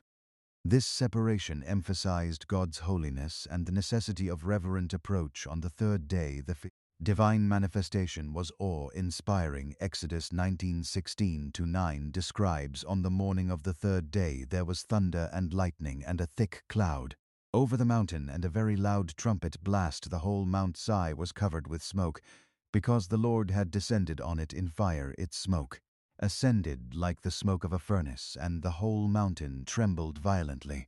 The sound of the trumpet grew louder and louder." This theophany, a visible manifestation of God, conveyed both majesty and fear. The people trembled and stood at a distance. Exodus 2018, recognizing God's transcendence. From this dramatic setting, God delivered the 10 Commandments, which would form the core of the covenant. The 10 Commandments, also known as the Decalogue, represent the moral foundation of the Sinai covenant, recorded in Exodus 22:17 and reiterated in Deuteronomy 5:6-2. These fundamental principles shaped the relationship between God and Israel. The Decalogue begins with a historical prologue. I am the Lord your God who brought you out of the land of Egypt, out of the house of slavery." Exodus 22. This crucial introduction establishes that the commandments are not arbitrary demands, but a fitting response to a God who has already demonstrated grace and deliverance. Obedience was to be motivated by gratitude, not merely fear. The commandments can be divided into 2 main categories. The first 4 regulate the relationship with God, while the last 6 govern human relationships. The first commandment establishes exclusivity. "You shall have no other gods before me." Exodus 23. In the context of prevailing polytheism, this requirement of monolatry, exclusive worship, even without denying the existence of other gods, was revolutionary. Eventually, this exclusivity would evolve into full monotheism, the assertion that other gods simply do not exist. The second commandment prohibits worship images. "You shall not make for yourself a carved image." Exodus 24. This prohibition radically distinguished Israel from neighboring cultures where idols and divine representations were central to worship. It prevented both the degradation of the concept of divinity and the temptation to manipulate God through magical practices. The third commandment safeguards the divine name. "You shall not take the name of the Lord your God in vain." Exodus 27. Beyond forbidding perjury and blasphemy, this commandment demanded reverence for God's character and reputation. His name represented his revealed essence. The fourth commandment commands Sabbath observance. "Remember the Sabbath day to keep it holy." Exodus 28. This weekly rest had multiple dimensions. It commemorated creation. Exodus 20:11 reminded the people of their deliverance from slavery. Deuteronomy 5. 15 provided necessary physical rest and established a balanced rhythm between work and worship. The fifth commandment requires honoring parents' honor your father and your mother, Exodus 20:12, as the only commandment with a specific promise, so that your days may be long. This obligation established a family order that underpinned the entire social structure. Respect for parental authority was essential for the transmission of values and traditions. The sixth commandment protects human life. You shall not murder, Exodus 20:13. This prohibition against unlawful killing was based on the unique value of human life as bearing the divine image. It did not forbid all forms of taking life, such as judicial execution or defensive war, but established the sanctity of life as a fundamental principle. The seventh commandment protects marriage. You shall not commit adultery. Exodus 20:4. This commandment safeguarded the institution of marriage, essential for family and social stability. Item position among the 10 reflects the fundamental importance of the family within the covenant community. The eighth commandment protects property. You shall not steal, Exodus 20:15, recognizing the right to private property. This prohibition laid the foundation for fair economic relationships and respect for personal boundaries. The ninth commandment protects truth. You shall not bear false witness against your neighbor. Exodus 2016. Although its immediate context is judicial, the principle extends to all honest communication. Truth was essential for communal trust and the administration of justice. The 10th commandment regulates inner desire. You shall not covet, Exodus 20:17. Going beyond external actions, this commandment reaches motivations and attitudes. It acknowledges that disordered desires are the root of behavioral violations, and that true righteousness includes inner purity. These fundamental principles were unique among ancient legal codes for their brevity, simplicity, and concern for inner motives. They provided a moral framework that would be elaborated into hundreds of specific laws, and later summarized by Jesus in the dual commandment, to love God and neighbor. After the presentation of the Decalogue, Moses received additional laws that applied the core principles to specific situations. This expanded set of regulations, Exodus 20:22 to 23:33, known as the Book of the Covenant, covered three main categories: civil, criminal, and ceremonial laws. The civil laws regulated aspects such as slavery with humanitarian protections uncommon for the time, liability for damages, loans, and the treatment of foreigners, widows, and orphans. Notably, these laws often displayed compassion beyond contemporary norms, as seen in Exodus 22:26-7. If you take your neighbor's cloak as a pledge, you shall return it to him before the sun goes down, for that is his only covering. What will he sleep in? And when he cries out to me, I will hear him. For I am compassionate. The criminal laws established punishments for various offenses, incorporating the principle of proportional retribution, eye for eye, tooth for tooth, Exodus 2:14. Far from promoting vengeance, this principle actually limited excessive retaliation, ensuring that punishment did not exceed the crime. The ceremonial laws, festivals, first fruits, and tithes, they prohibited idolatrous practices from neighbor in nations and established three major annual feasts where all men were to appear before the Lord. After receiving these laws, Moses led a solemn ceremony to formally ratify the covenant. Exodus 24:4-8 describes Moses wrote down all the words of the Lord, and rising early in the morning, he built an altar at the base of the mountain and 12 basers. For the 12 tribes of Israel, Moses took the blood and sprinkled it on the people and said, "Here is the blood of the covenant that the Lord has made with you according to all these words." This ritual followed the pattern of covenant ceremonies in the ancient Near East. With significant elements, the written record established clear terms.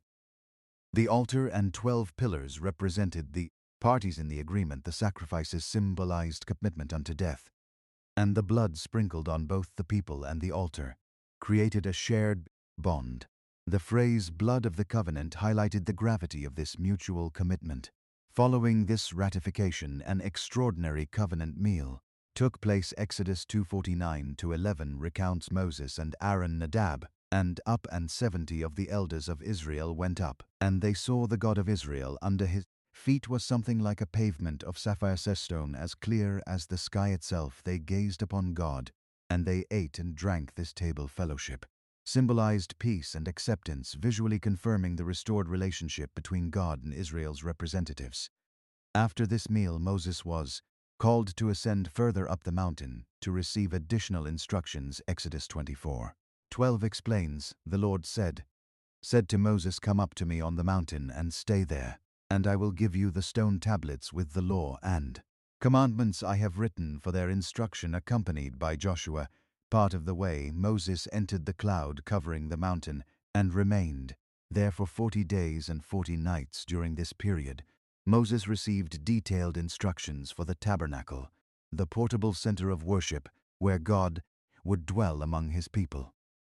This extension of the Sinai revelation was crucial in establishing appropriate standards for divine worship in the wilderness. Moses' prolonged absence created anxiety among the people. Exodus 3:21 records, when the people saw that Moses delayed in coming down from the mountain, they gathered around Aaron and said to him, "Get up, make us gods who will go before us. As for this Moses, the man who brought us out of the land of Egypt, we don't know what has happened to him." This impatience revealed how superficially Israel had understood the first and second commandments which they had received just weeks earlier. Their demand for visible gods showed an attachment to Egyptian religious patterns and a fear of apparent abandonment by their leader. Surprisingly, Aaron gave in easily. Aaron said to them, "Take off the gold earrings and bring them to me." He took what they handed him, made it into a cast cow. Exodus 32:24. This cow or young bull likely did not represent another god but rather an image of Yahweh himself, as suggested by Aaron's declaration, "These are your gods, O Israel, who brought you up out of the land of Egypt." Exodus 32:4.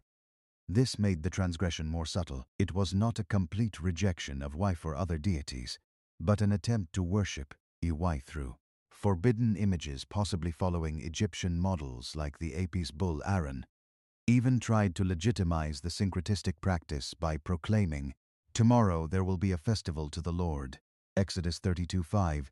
God's response was immediate and severe. He informed Moses, "Your people, whom you brought up out of the land of Egypt, have corrupted themselves. They have made for themselves a cast calf and have worshipped it." Exodus 32:7-8. Notably, God referred to Israel as "your people," Moses' people rather than "my people," signaling a rupture in the covenant relationship. God proposed total destruction and a fresh start through Moses. "Now leave me alone, so that my anger may burn against them, and that I may destroy them. Then I will make you into a great nation." Exodus 32:10. This proposal tested Moses' character and offered him a status comparable to Abraham. Moses' response demonstrated true intercessory leadership.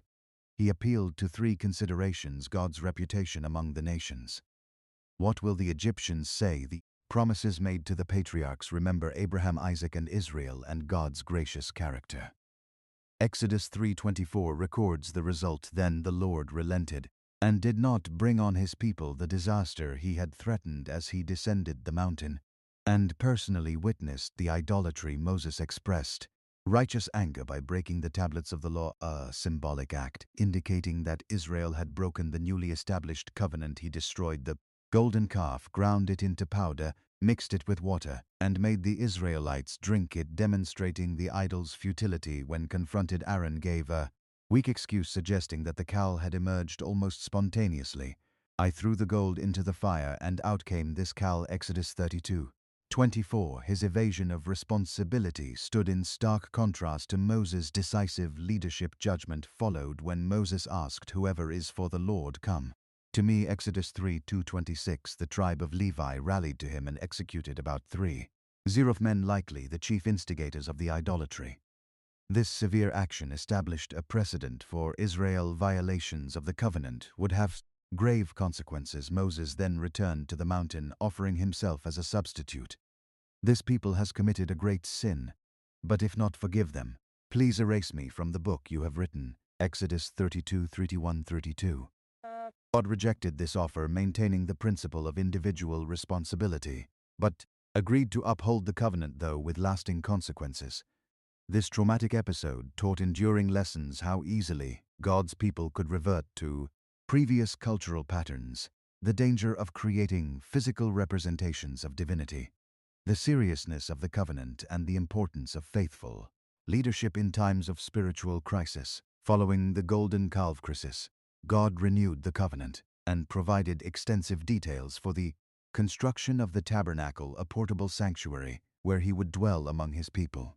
Exodus 2:58 explains its fundamental purpose, and let them make me a sanctuary that I may dwell among them. This elaborate project included a large outer courtyard containing a rectangular tent, tabernacle, divided into two spaces, the holy place and the most holy place. The most holy place contained only the Ark of the Covenant, a gold-covered chest, holding the tablets of the law, a jar of manna, and later Aaron's staff that budded above the ark, was the atonement cover, where the blood of atonement would be sprinkled annually. The holy place contained three items: the altar of incense, symbolizing prayers rising to God, the table of showbread, representing divine provision and fellowship, and the seven-branched lampstand providing light and symbolizing spiritual illumination. The outer courtyard contained the bronze basin for ritual purification and the altar of burnt offerings for sacrifices. The entire complex used precious materials: gold, silver, bronze, fine fabrics, and special wood, arranged in a decreasing pattern of value as one moved away from the most holy place, symbolizing the gradual approach to God's presence. These materials were to come from voluntary offerings. Exodus 252 records speak to the Israelites, and have them bring me an offering. You are to receive the offering from everyone whose heart prompts them to give. The response was extraordinary. Everyone whose heart was moved and whose spirit was willing came forward. Exodus 35:21. Eventually, the contributions were so generous that the people had to be told to stop bringing materials for the construction. God appointed specific artisans. See, I have called by name Bezalel, and I have filled him with the Spirit of God, with wisdom, with understanding, and with knowledge in all kinds of craftsmanship. Exodus 31:23. This is the first biblical account of someone being filled with the Spirit, notably for artistic and technical work rather than just prophecy or leadership. When the tabernacle was completed exactly 1 year after the Exodus, divine glory visibly descended. Then the cloud covered the tent of meeting, and the glory of the Lord filled the tabernacle. Exodus 40. This tangible manifestation confirmed God's acceptance of the work and provided ongoing evidence of his presence among his people. The tabernacle would serve as the center of Israelite worship for centuries, until it was replaced by Solomon's permanent temple.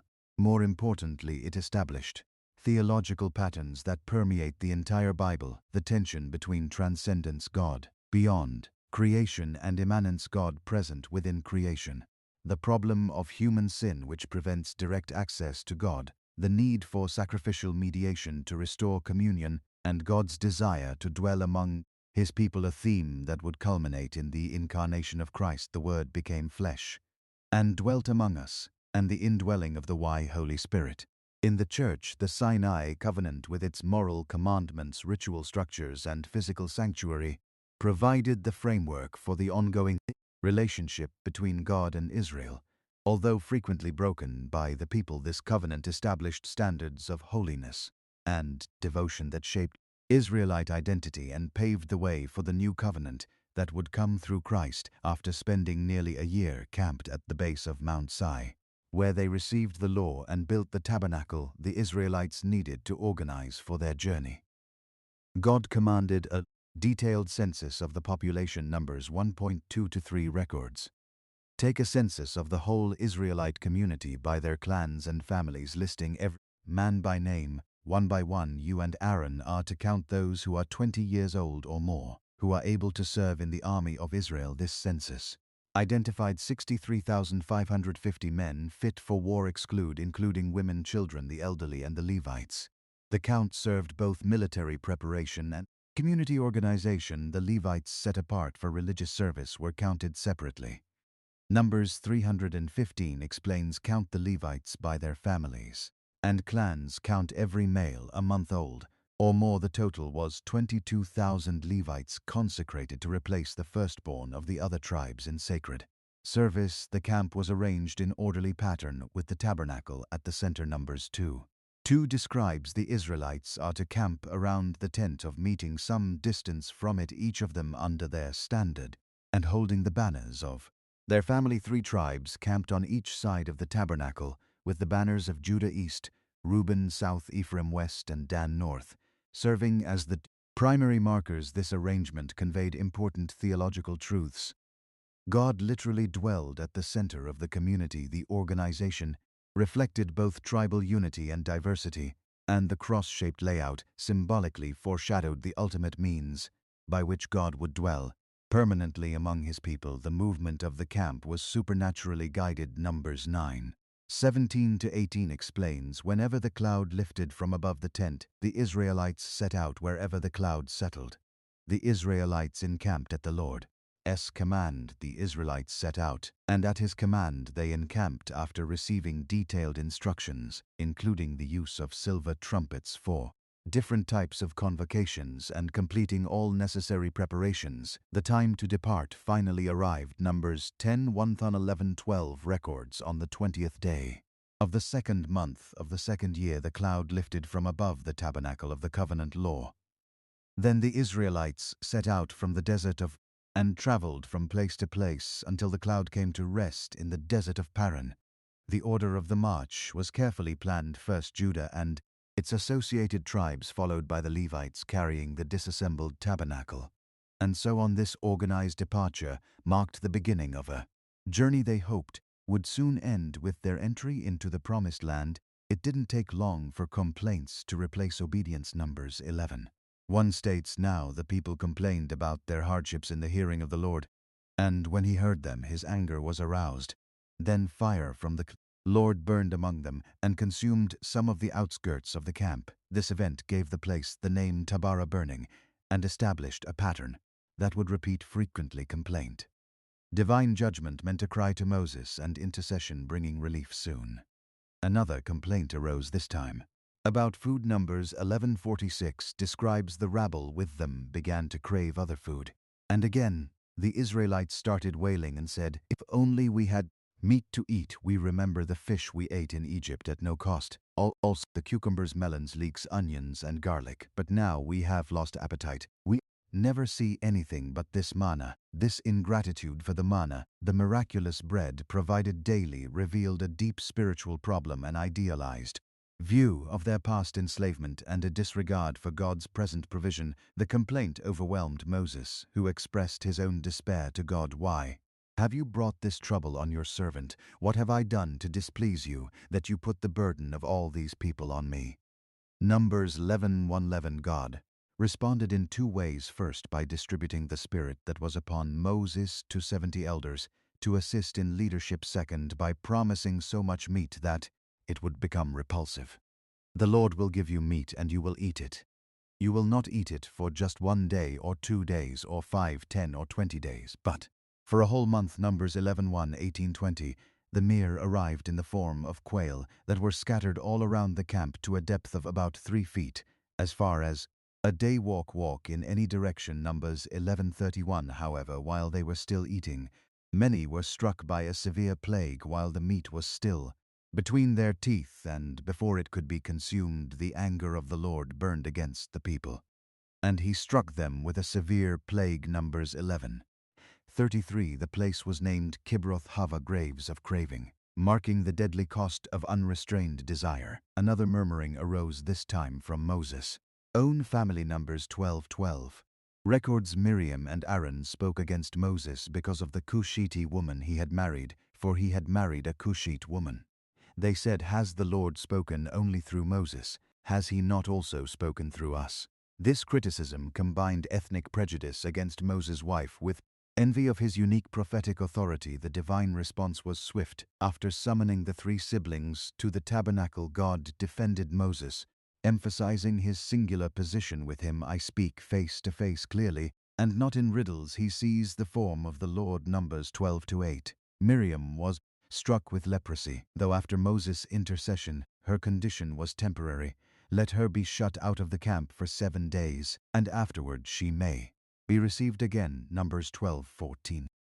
These episodes of murmuring, though distinct, shared common characteristics in gratitude for divine blessings, a desire to return to Egypt, questioning of God's established leadership, and divine judgment tempered by mercy through intercession.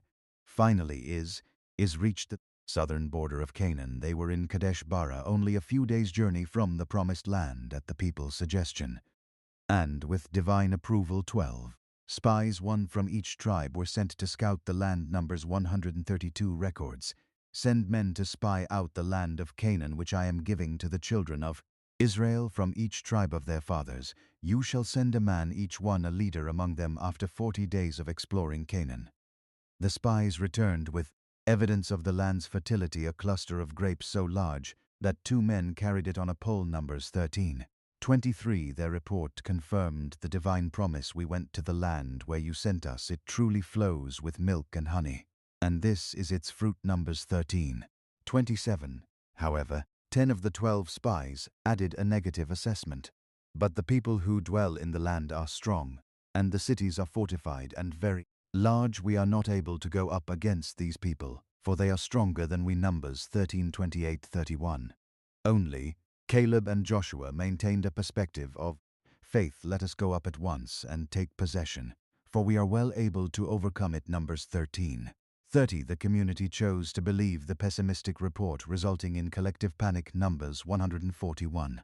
4 describes, then all the congregation lifted up their voices and cried, and the people wept that night, and all the children of Israel murmured against Moses and Aaron, and they said to one another, let us appoint a leader and return to Egypt.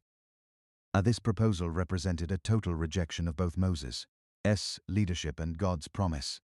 Joshua and Caleb tried to change public opinion, reminding them, if the Lord delights in us, then he will bring us into this land and give it to us. Only do not rebel against the Lord, nor fear the people of the land. Numbers 14:8-9.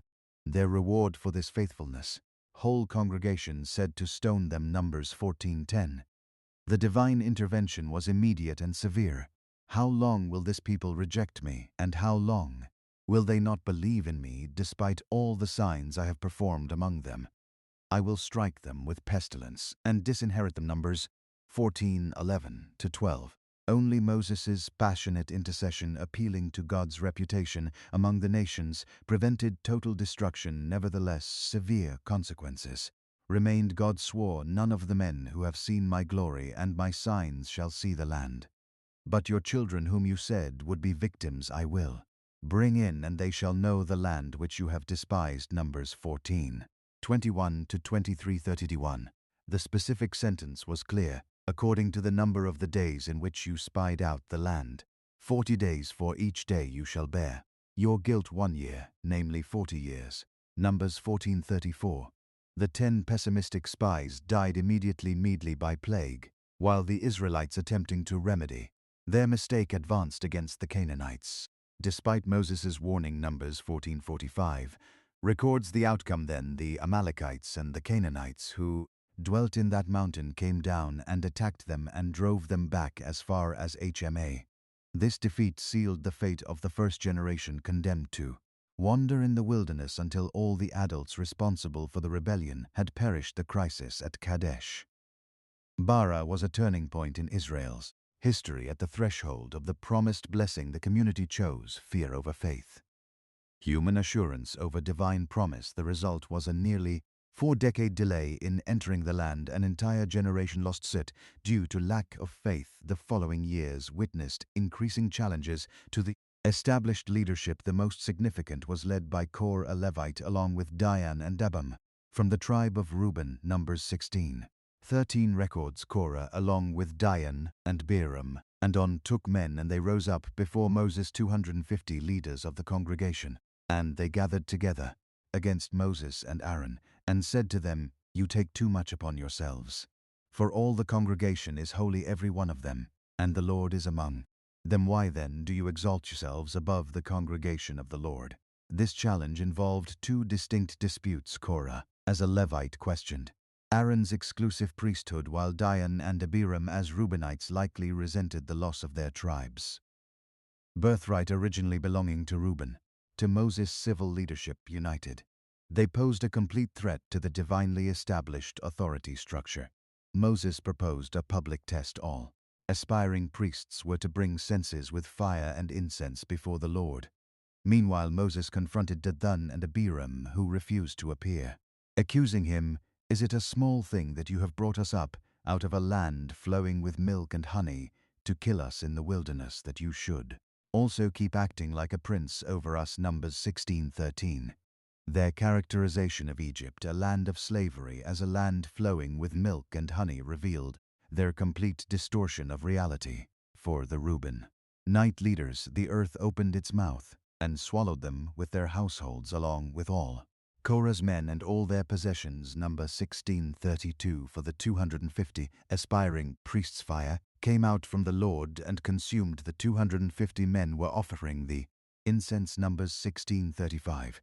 Surprisingly, the next day the congregation blamed Moses and Aaron for the deaths. "You have killed the Lord's people." Numbers 16:41. This unjust accusation provoked another divine manifestation, a plague that began consuming the people under Moses' direction. Aaron ran through the camp with incense to make atonement. He stood between the living and the dead, and the plague stopped. Number 16:48. Even so, 14,700 people perished to settle the priesthood matter definitively. God ordered an additional test. Each tribe was to present a staff with its name inscribed. Number 17:5 explains, "The staff belonging to the man I choose will sprout the next day." Aaron's staff not only budded but also produced blossoms, sprouted chots, and 4 almonds. Number 17-8. This miraculous confirmation of the Aaronic priesthood was preserved in the ark as a permanent memorial years later. Near the end of the wilderness journey, even Moses and Aaron failed at a critical moment at Meribah. When the people once again complained about the lack of water, God instructed Moses, "Speak to the rock before their eyes, and it will pour out its water." Numbers 28. Instead, Moses, exasperated, exclaimed, "Listen, you rebels, must we bring you water out of this rock?" Numbers 20:10, and struck the rock twice with his staff. Although water gushed out abundantly, God judged this action as a failure of trust, "Because you did not trust in me enough to honor me as holy. In the sight of the Israelites you will not bring this community into the land I give them." Numbers 2000-12. Moses' precise failure included disobedience, striking instead of speaking, inappropriate anger, and possibly attributing the miracle to himself rather than to God.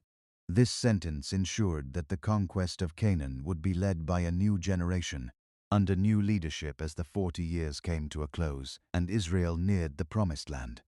They faced several final challenges. First, the descendants of Esau refused them passage through their territory. Numbers 20:20-21 records. "But he said, 'You may not pass through.' And Edom came out against them with a large army and a strong hand. Thus Edom refused to let Israel pass through its territory. So Israel turned away from him. This refusal forced a lengthy detour during which Aaron died on Mount Hor. Numbers 20:28 describes the transition of priestly leadership. Moses removed Aaron's garments and put them on Eleazar his son, and Aaron died there on top of the mountain. The prolonged detour increased the people's discouragement, and once again they spoke against God and against Moses. Numbers 215. In response, the Lord sent venomous snakes among them. They bit the people, and many Israelites died. Numbers 21:6. When the people repented, God provided an unusual remedy: make a fiery serpent and put it on a pole. Anyone who is bitten and looks at it will live.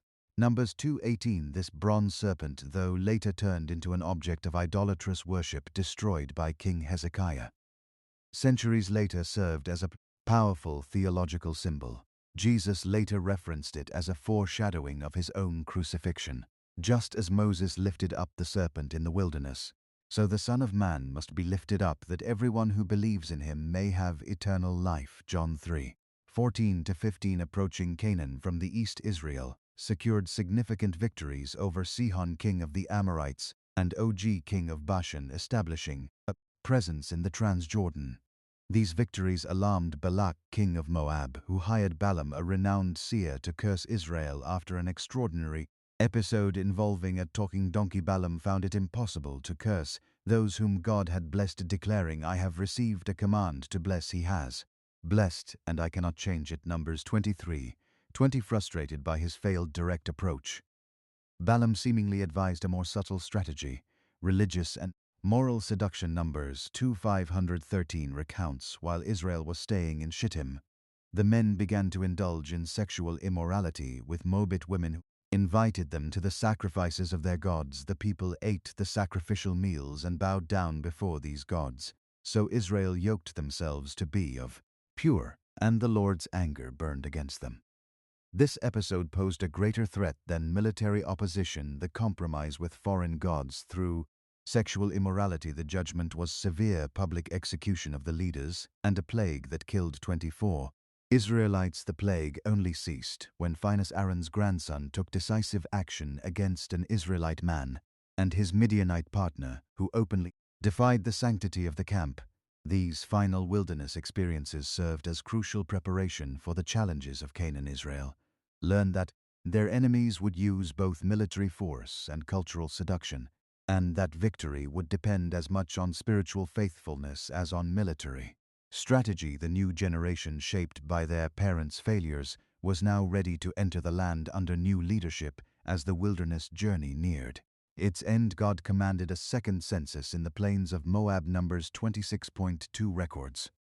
Take a census of the whole Israelite community from 20 years old and upward by their ancestral houses, all who are able to serve in Israel's army. The total was 6,130 men fit for war, remarkably similar to the first census 63,550, taken nearly 40 years earlier. However, Numbers 26:6-465 notes, not one of them was among those counted by Moses and Aaron, for the Lord had told them they would surely die in the wilderness. Not one was left except Caleb and Joshua. The numerical similarity concealed a complete generational replacement. A new generation had taken the place of the old. This second census served multiple purposes: military preparation for the imminent conquest, a basis for territorial distribution in Canaan, and a demonstration of both divine judgment, the death of the first generation, and divine provision, the sustained growth of the population. Several important administrative and legal matters were resolved during this period. A significant issue arose when the daughters of Zelophehad, whose father had died without male heirs, approached Moses. "Our father died in the wilderness, and he had no sons. Why should our father's name be removed from among his family? Because he had no sons, give us a possession among our father's brothers." Numbers 273. For this petition raised an important question regarding inheritance rights for women. After consulting the Lord, Moses established a legal precedent.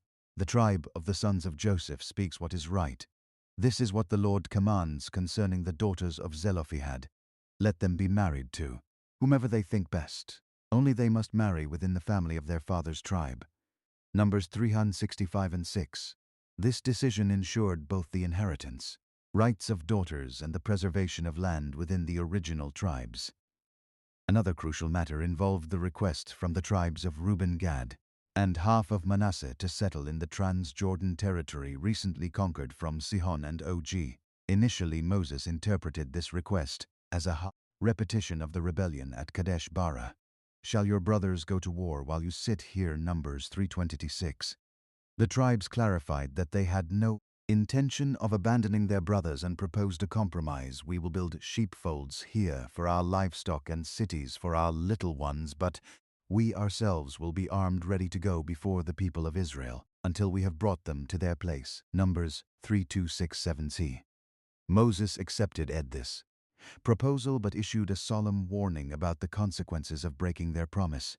Moses also established 6 cities of refuge, 3 in the Trans-Jordan and 3 in Canaan, where individuals who had committed unintentional manslaughter could find protection from revenge until a proper trial was conducted. Numbers 3:51-12 explains, "You shall designate cities to serve as cities of refuge, so that anyone who kills a person unintentionally may flee there. These cities shall be a refuge from the avenger, so that the manslayer may not die until he stands before the congregation for judgment." Additionally, 48 cities were designated for the Levites, who would not receive a tribal land inheritance.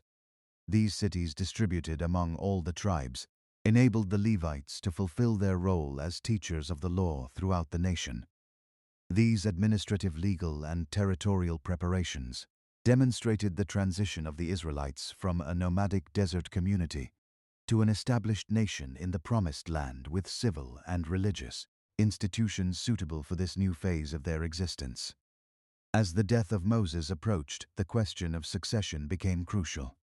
Moses took the initiative, asking God, "May the Lord, the God of the spirits of all flesh, appoint a man over this congregation who shall go out before them and come in before them, who shall lead them out and bring them in, so that the congregation of the Lord may not be like sheep without a shepherd." Numbers 27:16, 2:1-1. 7. God's response was clear. "Take Joshua the son of Nun, a man in whom is the Spirit, and lay your hand on him, present him before Eleazar the priest and before all the congregation, and commission him in their sight." Numbers 27:18-19. Joshua had already demonstrated leadership qualifications as Moses' assistant. Exodus 24:13, a military commander against Amalek. Exodus 17:9-14. And one of the two faithful spies. Numbers 146-9. The transfer of authority was a public and significant ceremony. Moses did as the Lord commanded him. He took Joshua and presented him before Eleazar the priest, and before all the congregation he laid his hands on him and commissioned him. Numbers 27:22-23. The laying on of hands symbolized the transfer of authority and the spirit of wisdom necessary for leadership. Deuteronomy 34:9. However, Joshua would not receive the same level of authority as Moses. While Moses spoke with God face to face. Deuteronomy 34:10. Joshua was to stand before Eleazar the priest, who shall inquire for him by the judgment of the Urim, before the Lord. Numbers 27:21. This distinction preserved the unique status of Moses as the covenant mediator and an unparalleled prophet. Carefully planned transition ensured leadership continuity while recognizing the uniqueness of Moses' role. Joshua would primarily serve as a military and civil leader during the conquest phase, rather than as a direct recipient of divine revelation like his predecessor. This clear distinction helped Israel uphold the Mosaic teachings even after Moses' death. The book of Deuteronomy consists mainly of Moses' final speeches, delivered on the plains of Moab. Deuteronomy 11:13 situates the setting. These are the words that Moses spoke to all Israel beyond the Jordan in the 40. The year on the first day of the 11th month. The term Deuteronomy means second law, not a new set of laws, but rather a recap and application of the covenant for the new generation about to enter the Music Land. The first speech begins with a historical review of the journey from Sinai, emphasizing both divine care and Israel's failures. Deuteronomy 13:32 exemplifies this dual theme. "The Lord your God who goes before you will fight for you, just as he did for you in Egypt, before your eyes, and in the wilderness, where you have seen how the Lord your God carried you as a man carries his son. Yet in spite of this you did not believe the Lord your God." This honest summary served two purposes: to teach the new generation through the mistakes of their ancestors, and to emphasize that the imminent entry into Canaan was a result of divine faithfulness, not human merit. Deuteronomy 4:3-7-8 underscores this: "Because he loved your fathers and chose their offspring after them, driving out nations before you greater and mightier than you, to bring you in to give you their land as an inheritance." Moses then reaffirmed the foundations of the covenant, beginning with a recitation of the Decalogue. Deuteronomy 56-21 significantly. While the first account of the Ten Commandments in Exodus 20 grounds the Sabbath in creation, this version connects it to the deliverance from Egypt. "Remember that you were a slave in the land of Egypt, and that the Lord your God brought you out of there. Therefore the Lord your God has commanded you to keep the Sabbath day." Deuteronomy 5:15. This emphasis on the redemptive experience as the basis for obedience culminates in the famous Shema. "Hear, O Israel, the Lord our God, the Lord is one. You shall love the Lord your God with all your heart, with all your soul, and with all your strength." Deuteronomy 64:5. This commandment of total love stands in stark contrast to mechanical obedience, establishing a heart-based relationship as the essence of the covenant. Moses repeatedly emphasized the need for separation from Canaanite practices. Deuteronomy 7:2-4 commands, "When the Lord your God delivers them over to you, you shall utterly destroy them, you shall make no covenant with them, nor show mercy to them, for they will turn your sons away from following me to serve other gods." This requirement of separation was not based on Israelite superiority. Deuteronomy 7:7-8 clarifies, "The Lord did not set his love on you, nor choose you because you were more numerous, but because the Lord loved you." This election by grace rather than merit would be a constant theme in Israelite theology. Moses warned against the danger of prosperity, leading to forgetfulness of God.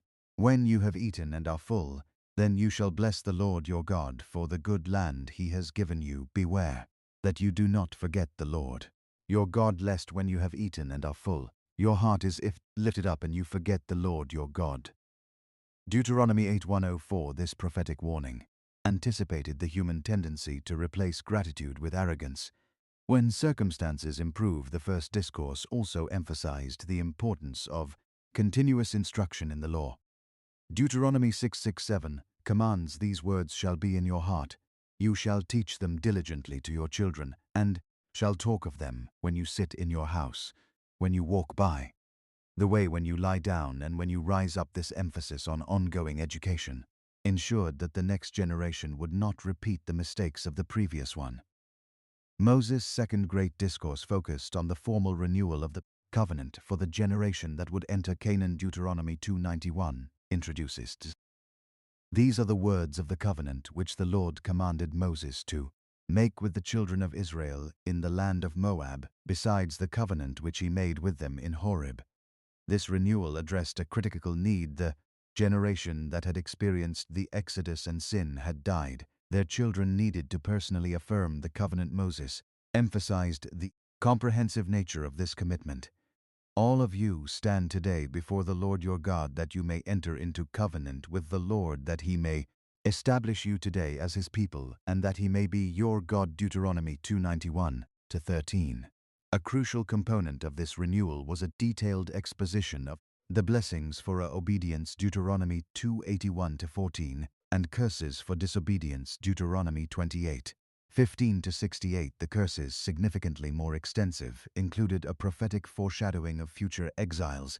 "The Lord will scatter you among all peoples from one end of the earth to the other." Deuteronomy 28:64. Despite these severe warnings, Moses offered hope beyond judgment. Deuteronomy 30:13 foresees, "When all these things come upon you, and you return to the Lord your God, then the Lord your God will bring you back from captivity, and have compassion on you, and gather you again from all the nations."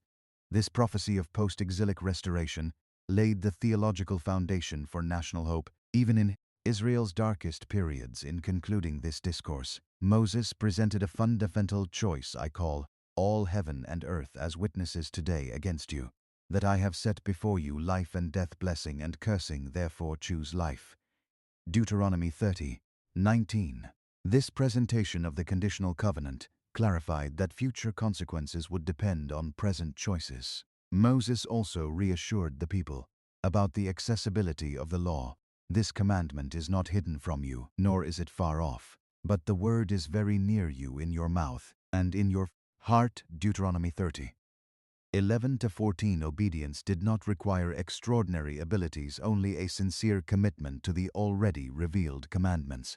Complementing these discourses, Moses composed a prophetic song, Deuteronomy 32, as a witness against Israel. Deuteronomy 31:19. This poetic composition, meant to be memorized, anticipated future apostasy and subsequent judgment, preserving divine justice for future generations.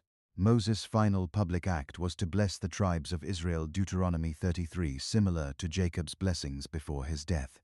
Deuteronomy 3:31 introduces, "Now, this is the blessing with which Moses, the man of God, blessed the children of Israel before his death." Unlike Jacob's blessings, which included harsh critique of some sons, Moses' blessings were uniformly positive, offering encouragement for the challenges ahead. Beginning with a declaration of divine majesty, Moses blessed each tribe individually, reflecting their characteristics and future roles. He concluded with a general affirmation of Israel's uniqueness. "Happy are you, O Israel, who is like you, a people saved by the Lord."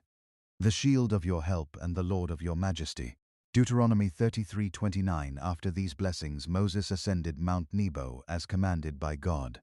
Deuteronomy 3:14 recounts, Then Moses went up to the top of Pisgah, and the Lord showed him all the land. And the Lord said to him, This is the land which I swore to give to Abraham, Isaac, and Jacob. Device have caused you to see it with your eyes, but you shall not cross over there the opportunity to behold the promised land even without entering it. Represented a significant grace. Moses, whose life's hope had been to lead Israel into Canaan, was granted a glimpse of the fulfillment of God's promise before his death. Deuteronomy 34:56 records his passing. So Moses, the servant of the Lord, died there in the land of Moab, and he buried him in a valley, but to this day no one knows the location of his grave.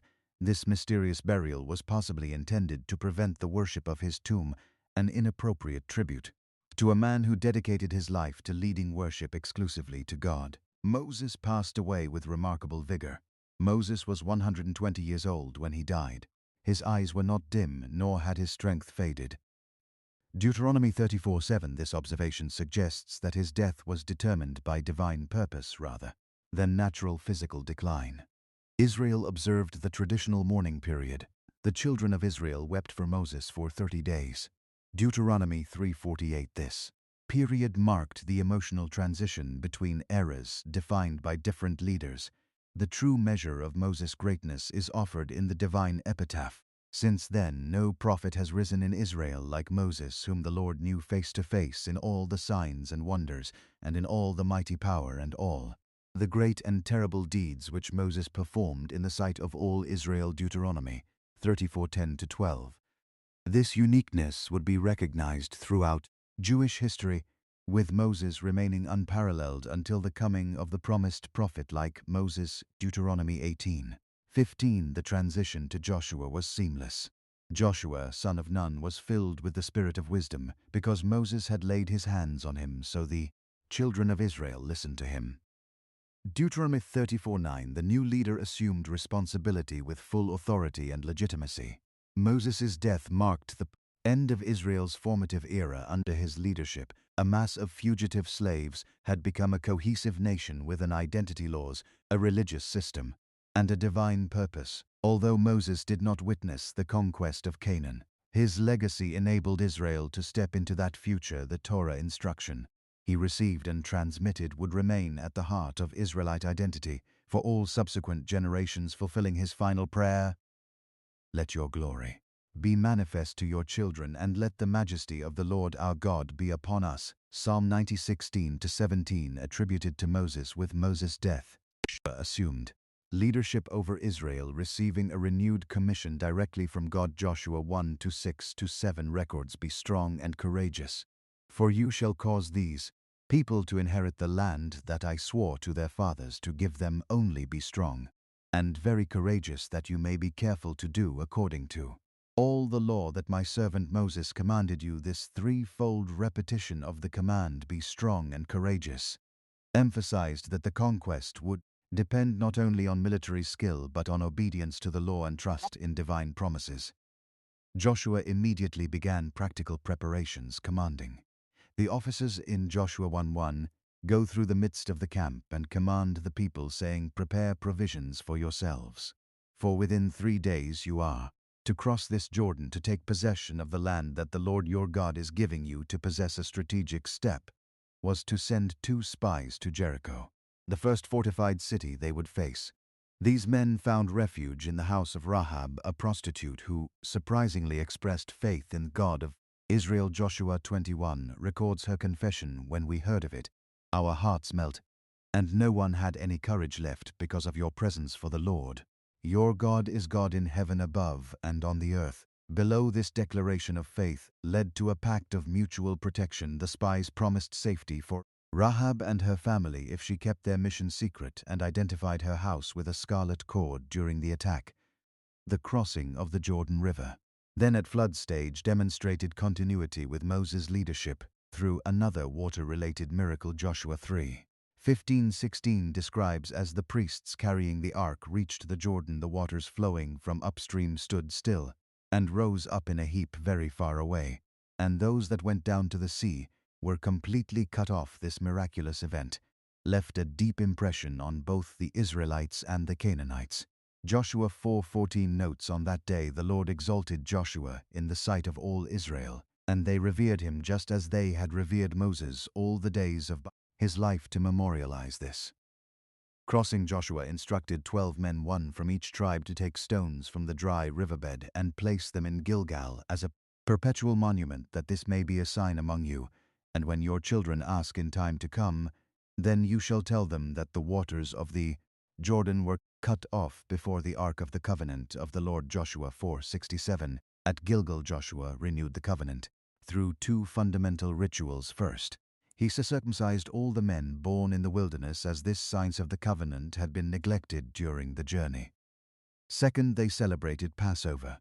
The children of Israel camped at Gilgal and kept the Passover on the 14th day of the month in the evening, on the plains of Jericho. Joshua 5:10. Symbolically, these actions declared